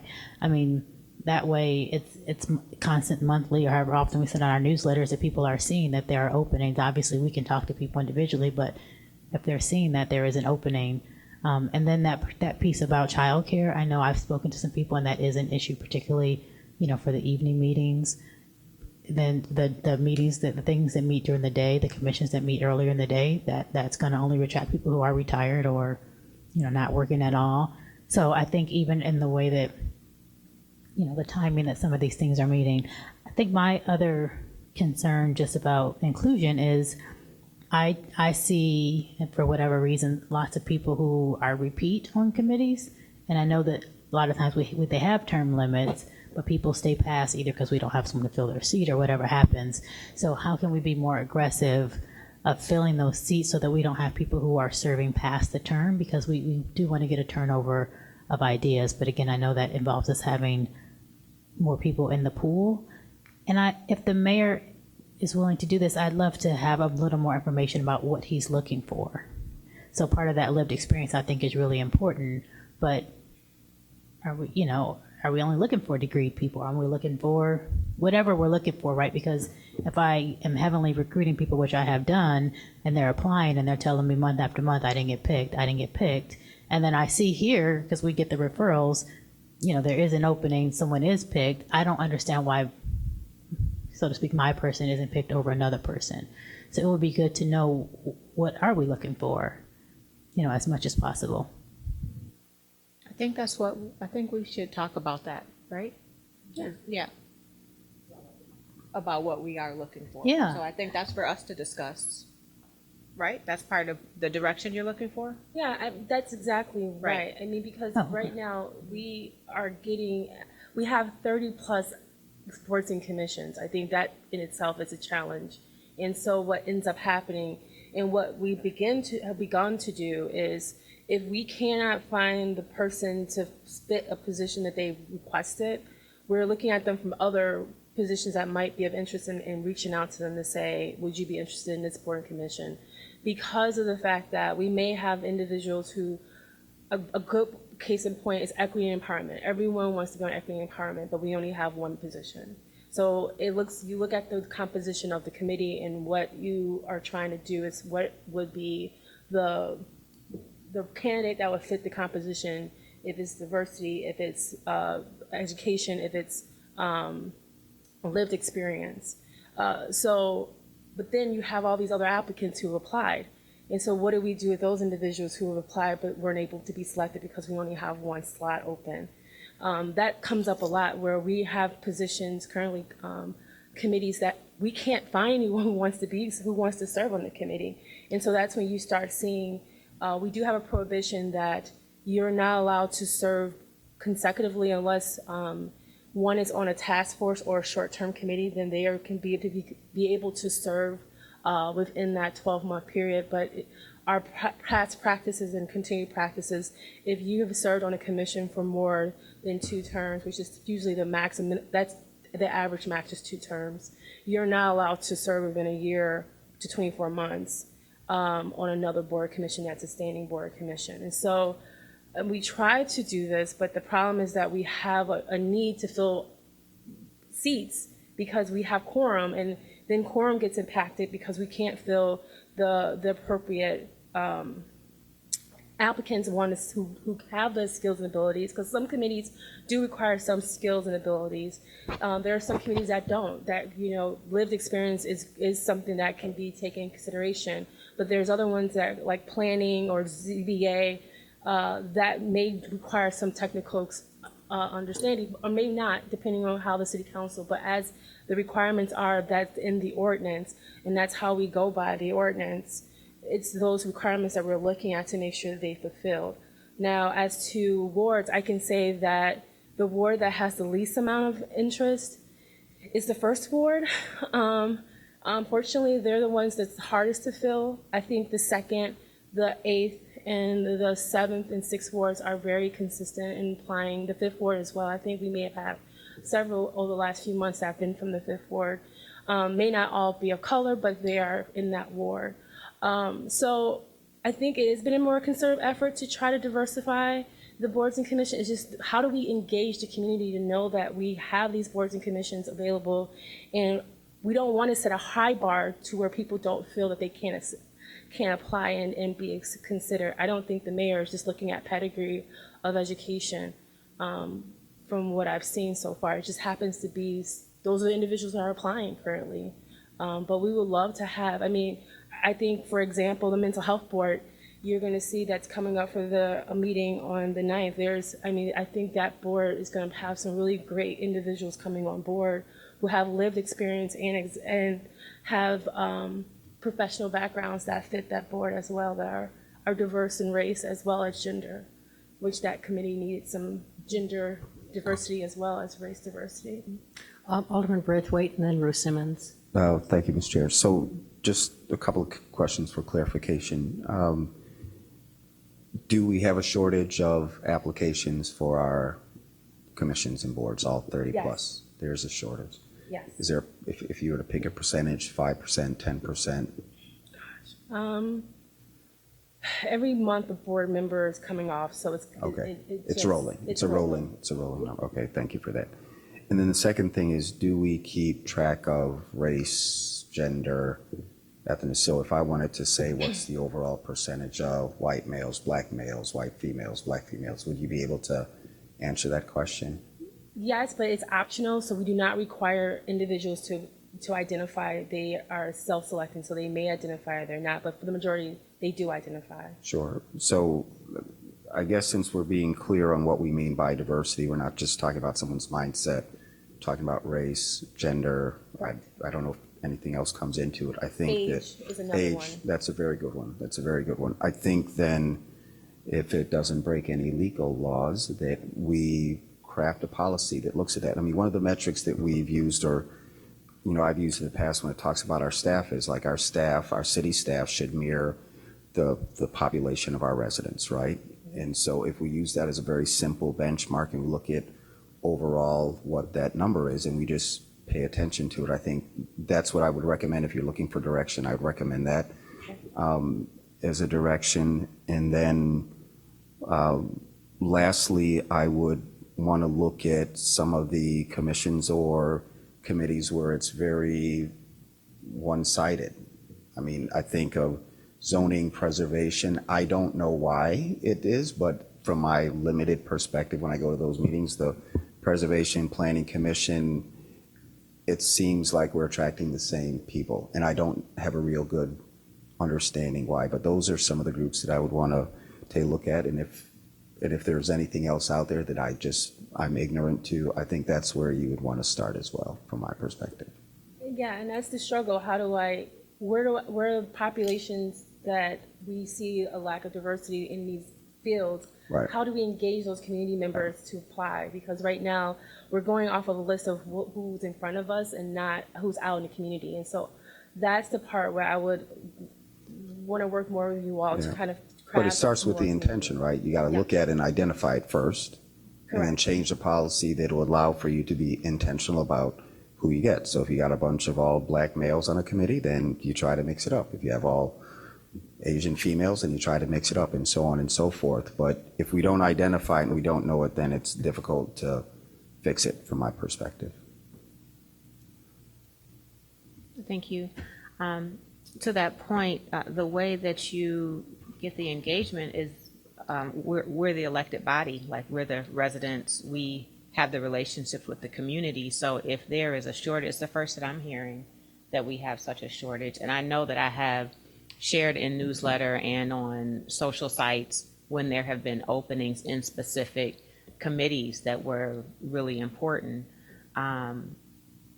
So I'm suggesting that, as Alderman Fleming stated, that we have a regular announcement of what openings are and that you communicate with us who you need so that we can get the applications in. We have the ability to do that. So that one doesn't seem too difficult to do.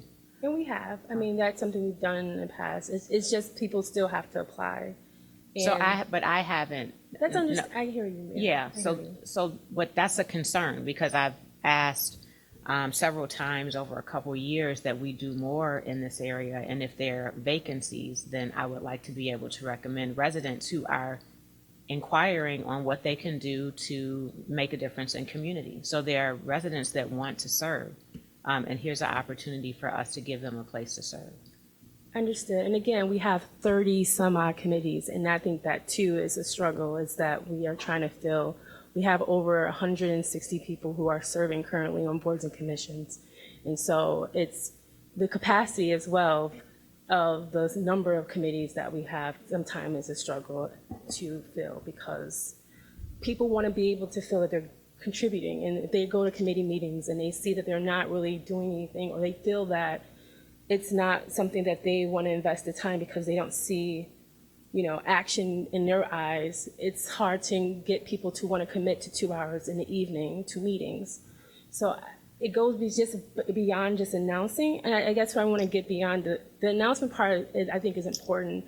Maybe there's community groups that are in your ward that we need to tap into, that we should be talking to directly, not just as the elected official, but as staff, so that if they know individuals who might be of interest, who are not connected to the individual, to you all, then they can share that information. But again, we have a lot of boards and commissions. I mean, probably one of the highest in the state when it comes to boards and commissions. So that's a struggle just to try to fill, continue to fill as people are coming off. So I just want to make sure you recognize that as well, that it's never going to be perfect, but I hear what you're saying. I think we can work towards that. And I think if I can follow. Can you start with getting us a report as soon as you're able on vacancies? Yeah. And our new system, which I'm looking forward to moving to, will allow for us to do that easily and more effectively, because currently the system we have now, I have to create a spreadsheet, so I will get that to you as quickly as possible. Thank you.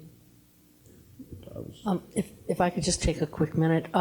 So I know, because I hear from people in my ward who have applied and who are never chosen.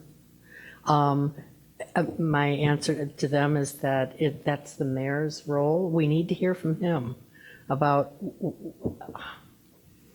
how many people's applications are sitting in the desk.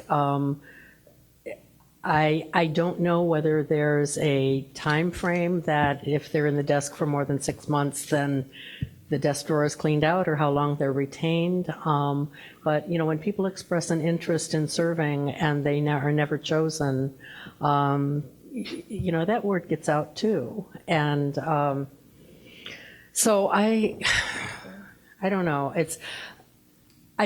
I believe, Kimberly, that you have a really good handle on understanding what the problem is. And as far as some of the boards and commissions like ZBA, are most of us liaison to some of the committees? I know I'm liaison to Plan Commission. Mental Health Board and CPAC. Yeah, and that may be helpful. I mean, I don't go to every single committee meeting, but if I don't go, I watch them on TV. So I'm acutely aware of what they're doing and how often they do not have a quorum, which is a horrible situation for people who have, to appear before them have to wait usually another month, or at least on Plan Commission, maybe 2 weeks. So it's a bigger problem, I think, that we have, and if it's related to time of day, I know there's a lot of parents out there who, would be willing to serve while their kids are in school, but can't do it in the evening. And maybe we're more flexible in terms of times when these boards and commissions meet, but then we hear from other people who say that's not a time when it's not transparent, because it's not a time in the evening when everybody can come. So there's lots of competing interests and issues that I think we need to talk about as well. But I am really impressed with your ability to, your head is really around this, and that's, I think, very helpful to us. And we've talked before about, do we reduce the number of boards and commissions? I don't know the answer to that. So how do you, what do we want to do? Well, can I give one more suggestion? So I would love to see the boards and commissions that have 9 or more people to have someone from each ward. I would just say that, I think the age diversity is really key. I had to kind of tussle to get a younger gentleman on one of the boards, and I know the mayor was waiting for a different demographic, but he fit the demographic of being younger. Yeah. So I would love to see that. I think the lived experience is vital, even on boards and commissions like the Planning Commission, where we want people with planning experience. I think to have one person on there who has been displaced, or whatever the case is, I think they bring some value to that board and commission with their perspective. So I think that is super important.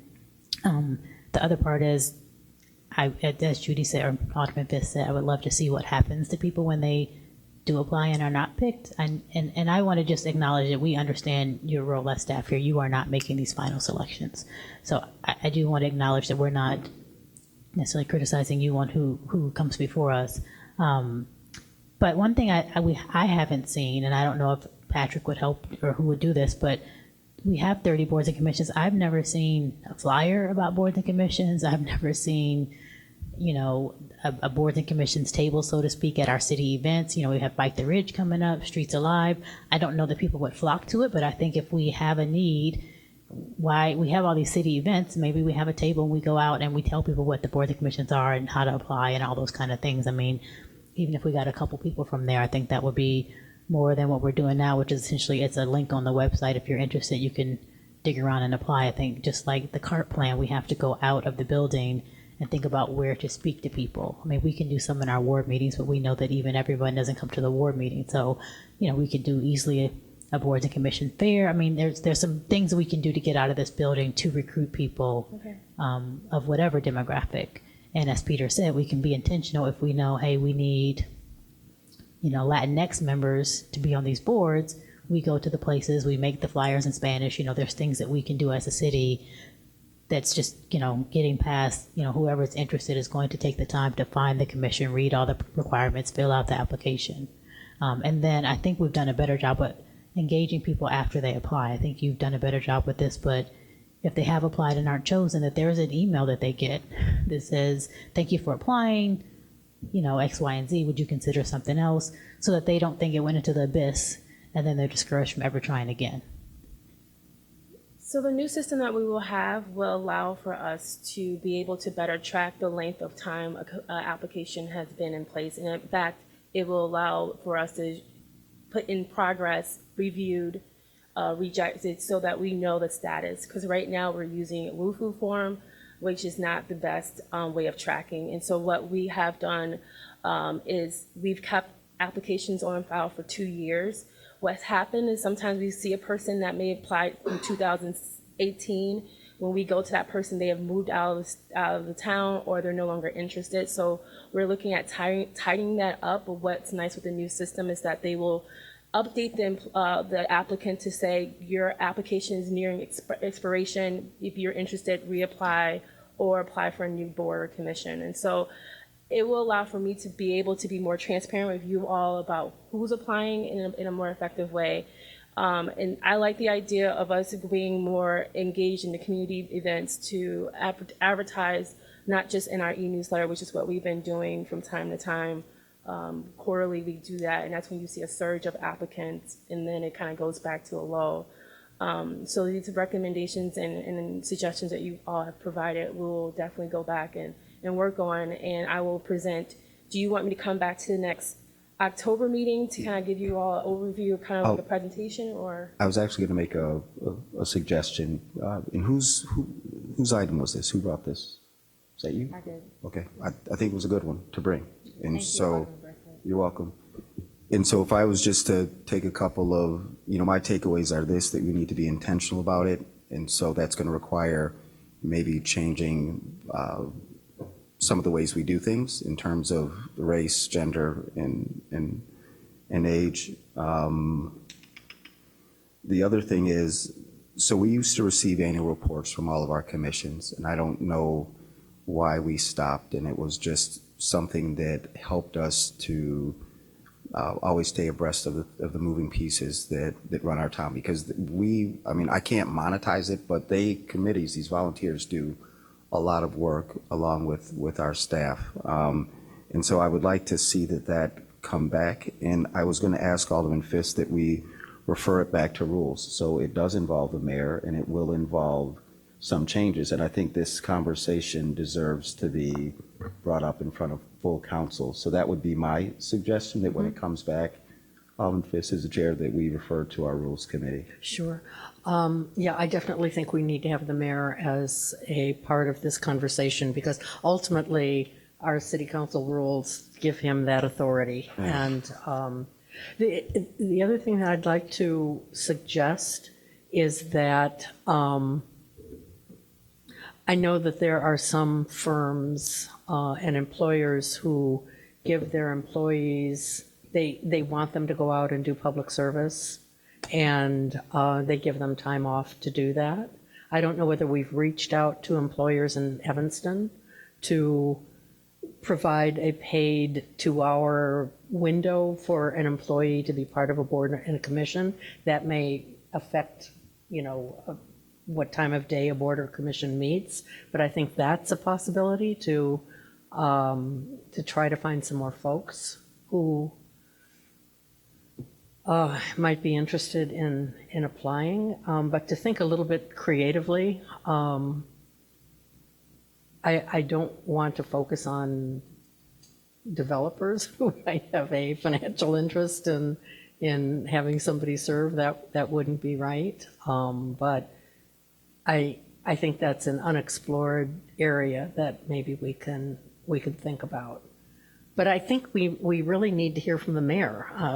The first thing is, how many applications do we have that are sitting around, if any, and how that decision is made. And I think this ultimately will be a direction to the mayor that we have a policy, and the policy is something then that he can follow, and still we're not taking the authority away from him, but the suggestion is that this is a policy that we should follow.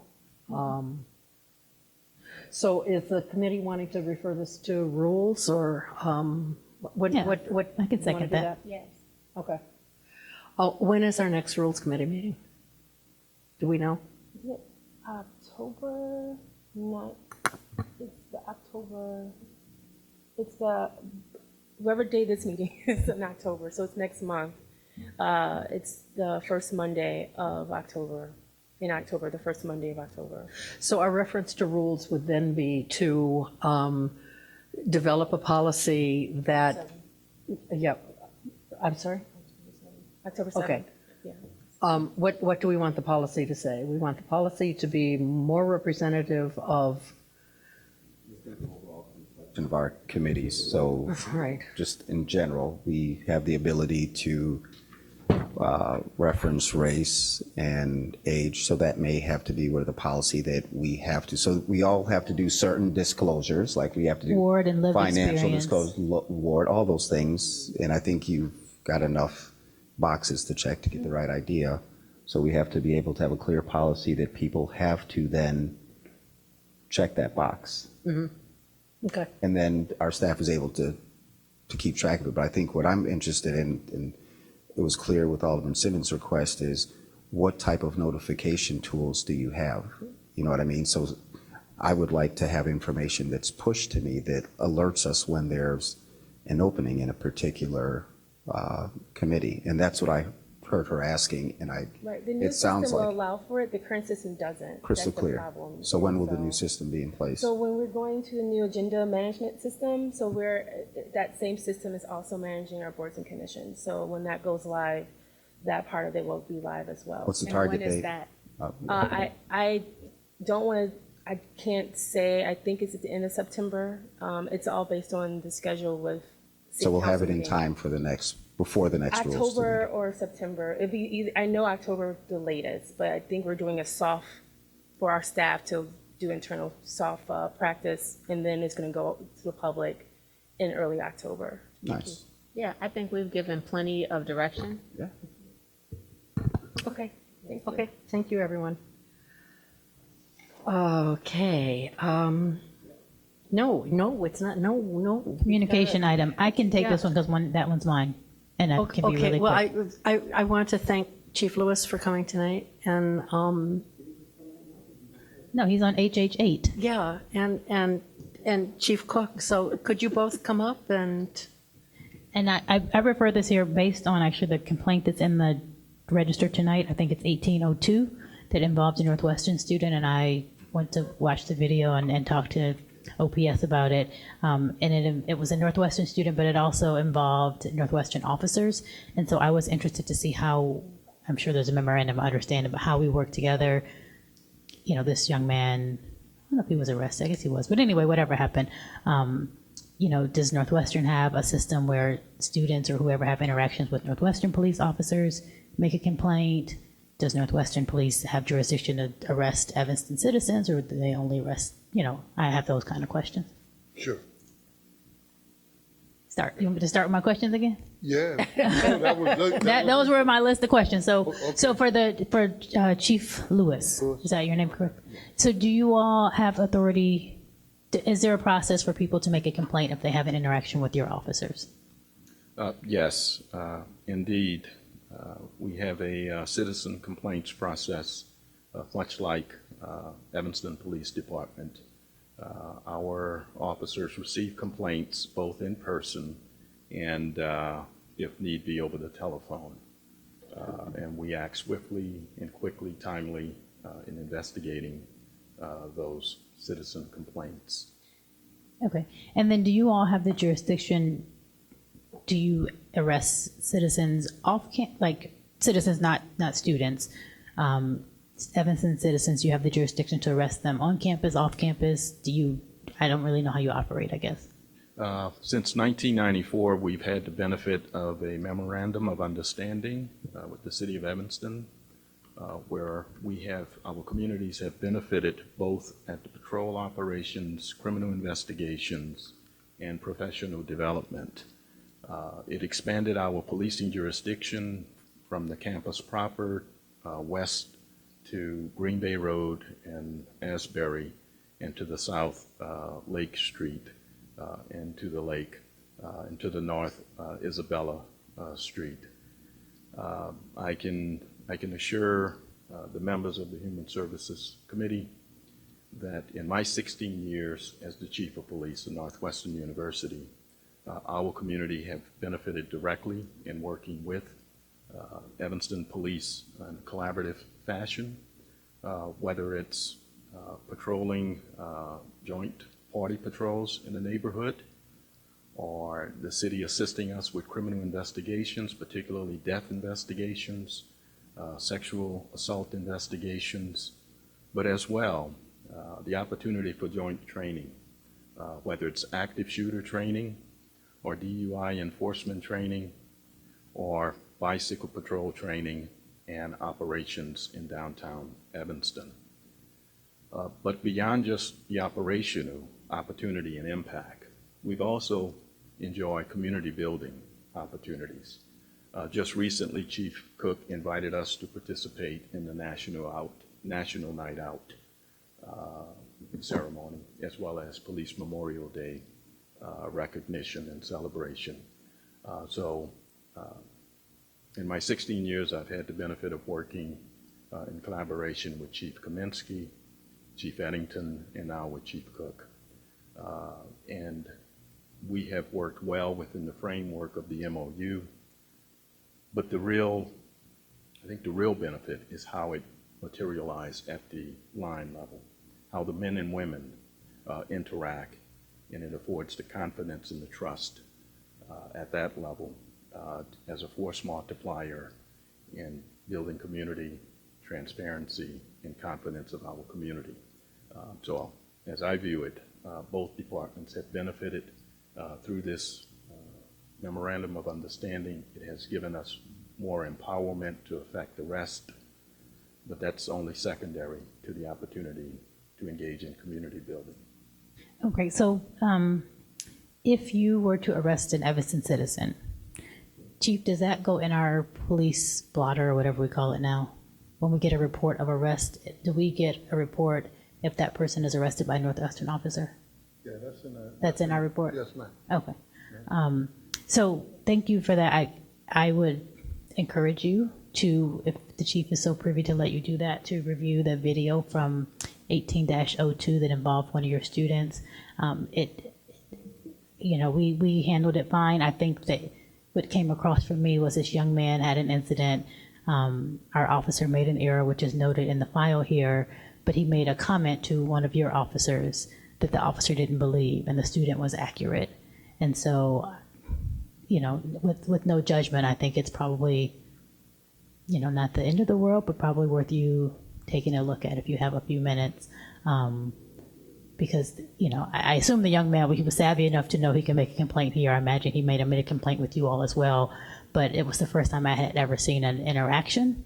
And it just made me think of how you interact with, your officers interact with not only students, but just citizens in our town. So thank you for coming.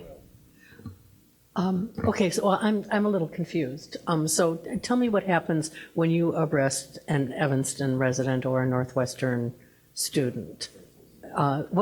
Just tell me what happens. So that person is arrested, and where do they go? Who is EPD notified? I mean, do they go to EPD, or do you hold them on campus? So you mean student versus a resident, right? No, I mean anyone you arrest. Irrespective to affiliation, whether student or a citizen is non-affiliated with Northwestern University, the procedures are consistent in that we effect the arrest, we take them to our police department at 1201 Davis Street. We then process them in terms of fingerprinting, photographing, and complete the necessary police reports. From there, we then transport them to Evanston Police Department, where they are booked and jailed until such time they can meet the bond. Now, so this, if you remember, this came up some time ago. If you all remember, we had a citizen who came and she, I believe, was homeless or had been in and out of homelessness, and she made a complaint that on Northwestern's campus, and I don't know what she was doing, but on Northwestern's campus, she felt like the homeless are harassed and not even homeless. I think her feeling was that citizens who are on campus are kind of shooed away. And I remember that very clearly. I didn't do anything about it, but I remember very clearly that was what she claimed to be her interaction when she was on campus. But again, this complaint that we just looked at tonight involved a Northwestern officer, not as being complained on, but they were in the footage. Yeah, and my concern is transparency. I mean, that somebody doesn't get sort of in the shadows because they go through the Northwestern process, and at a later point, then they're taken to EPD for incarceration. So the information you take from them is shared, it follows with them to EPD. That's correct, yes. Okay. And can you explain to me what the difference is between, I know there are the SUVs that go around, the Northwestern Police SUVs, and then there's what, community service or community? Community service officers. And what do community service officers do? Are they police? They're not police. They're not trained. They're not sworn. They serve in the security capacity in our residence halls from 8 p.m. till 6 in the morning. They're at a service desk for access control. And Okay. as well, our parking enforcement officers also use those vehicles during the daytime hours. Okay. Chief, are there any other police departments in Evanston? I mean, do the hospitals have, is there anything that compares to the Northwestern Police Department in Evanston with the hospitals or anyone else? Pardon me. Northwestern University Police is a police department. It's not a security department. It's a certified police officer in the state of Illinois. And Are there any others in Evanston? Do the hospitals have? they have security. They have security, but Yes, not ma'am. not a certified police department. That's correct. Okay. And the process that Chief Lewis spoke about with respect to how, Northwestern processes, I've been a policeman for 39 years, and it's been that way even when I worked at Northwestern University in 1980. It was the same process. We would book at our station and transport to the city of Evanston for housing and transport out to the second district. Okay. Chief Lewis, can you tell me when there's a residence that's occupied by Northwestern students off campus, what's the response to that? If a call comes into the Northwestern Police from a resident about a party in a house, then what do you do? What is that process? When we receive a call directly in our communication center or dispatch center about a noise complaint or unruly party, we notify Evanston Police immediately, and then we respond jointly with Evanston PD to that residence under the memorandum of understanding, being that it's a private residence and it's not within the public domain, thoroughfare or street or sidewalk. EPD has the primary responsibility and jurisdiction, and we are there to support their enforcement actions, whether it's a warning or a C-ticket issued. Okay. So do you just arrest on Northwestern property or on public property within the designated area? Is that what you're limited to? Under the memorandum of understanding, if an offense occurs within the expanded policing jurisdiction geographically, within the presence of the officer, and it's within the public purview, street or sidewalk, then the officer can effect the arrest. If it's in a private setting, then we defer to Evanston. Okay. If it's in the residence or the backyard, certainly if it's of a threatening or egregious nature, we would take law enforcement action to subdue the situation and then coordinate any further investigation or detention with Evanston Police. Okay. But on a sidewalk or a street in front of a private residence, you would have authority to arrest? Yes. Okay. All right. Thank you. Anybody else? I have a quick question. Sure. So looking at your website, I was going to ask if you produce a blotter, which I see you do. We've had a lot of citizens interested in what I would call stop and frisk or traffic stops. And if you would be so kind as to get us a report, what I'm looking at on your website is only reports from last year. So I know you're not the IT person, but your first through fourth quarter of last year are available on your website under the field and traffic stops, and I would be very interested to see what the numbers look like this year if you have them available. In addition, on your crime blotter, you have a daily blotter. I would be interested to see if you have the ability to get us a report for non-student arrest. I know it comes in our report, but I can't necessarily decipher who was arrested by who on our report. I don't expect you to do that. But again, as we continue to look at police and transparency and being that you do have the ability to arrest people, I would be interested to see just what that looks like as you interact with non-students in our town. Thank you. Okay, any other comments on this? Okay, so then we have items for communication. HHH's response to referral from the August 5th City Council meeting on the Memorandum of Understanding between Northwestern Police Department and Evanston Police Department. That's one we just did. Oh, did we do just, okay, I'm sorry. Sorry. HH9, we can do it again. HH9, Evanston Police Department procedure for requesting ID from individuals. All right, so that's mine, and that's Okay. very quick. Can you just tell me what the law is? So in that same video, the young man was asked for his ID, and that became part of his complaint. If I am walking down the street and a police says, "Can I have your ID?" do I have to produce it? Oh, yeah. So let me just tell you, I went through this in Arizona, walking down the street, only person on the street. A police car came on the sidewalk with his lights on. Yeah. I, of course, turned around and it's like, what is he doing? He's jumped down and asked for my ID. Right. I said no. Because first of all, I've never been stopped by police, but to have your lights and siren on the sidewalk was a little, he gave me a ticket for jaywalking, which is another story. But I think it's important that people know if they have the right to produce their ID or not, or like, what is the rule? Dennis Leeds, Commander of Officer Professional Standards. What we use is a law that says reasonable suspicion. And what that means is if an officer has reasonable suspicion that a crime is about to be committed, has been committed, or is going to be committed, then they have the right to ask you for identification. Do you need to explain to someone what the suspicion is, or do you just? Well, if you ask and you say, well, why are you stopped? Why do you need it? Then an officer should be able to articulate why they have reasonable suspicion. It's called articulable suspicion. So they should be able to do that.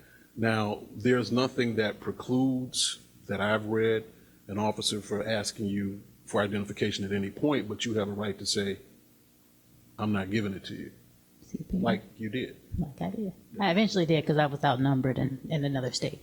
But the gentleman on the video, chose to, part of what he didn't want to do was provide his ID. Well, at that point, there was reasonable suspicion to stop it. Right, but I'm just trying to understand what the, what the law, So what our as long as an citizens' officer protections are. has articulable, reasonable suspicion, they have the right to ask you for identification. And if you still say no after you articulate whatever your suspicion is that an arrestable offense Yes, you can be detained for that. for not producing your ID? Until you're identified, yes. Oh, interesting. Okay, that was my whole question. Can I ask, please, Chief Lewis, if the Northwestern Police, do they have body cams? Is he? They do, I think, wasn't it? Didn't you said you looked at the body cam on I that believe case? that they do, but I'm not certain. Let me grab it. They do, because we all the bought them. officers Do we do? not? They bought them as part of the contract that we had. Right. Yeah, I forgot. Yeah, Good we stuff. collaborated with them. Yeah. Okay. All right, thank you. Okay. Thanks. Looking at body camera footage, this one I thought was very interesting with the Northwestern student. He was very articulate and at least attempting to communicate what he thought his rights were. And it was interesting to see what that interaction was with the officers, both Northwestern and Evanston. I'm really concerned about that. So, okay, folks. Well, we don't have executive session tonight, and so we're ready to adjourn. Is there a motion to adjourn? Oh, I'm Well, sorry, I just Alderman have one Braithwaite. quick item. So Sorry. it was clear that there's a memo of understanding with the Evanston Police as well as Northwestern. One of the issues that have come up just with a couple of situations over the summer is that there is not a memo of understanding with the Evanston Police in District 65. So I know that that's something that our legal department is working on, and I just wanted to call your attention and to the attention of this committee. Sure. Okay. Sounds like everybody's good with that. thank you. Thank you, Chief. Okay, there's a, do you want your light on again? Do you want something else to say? No, something no, else? I'm Okay, motion it's your to turn, adjourn. your light on here. No. Second. Okay, there's a motion to adjourn. Is there a second? Second. Everybody in favor, say aye. Aye. Thank you so much.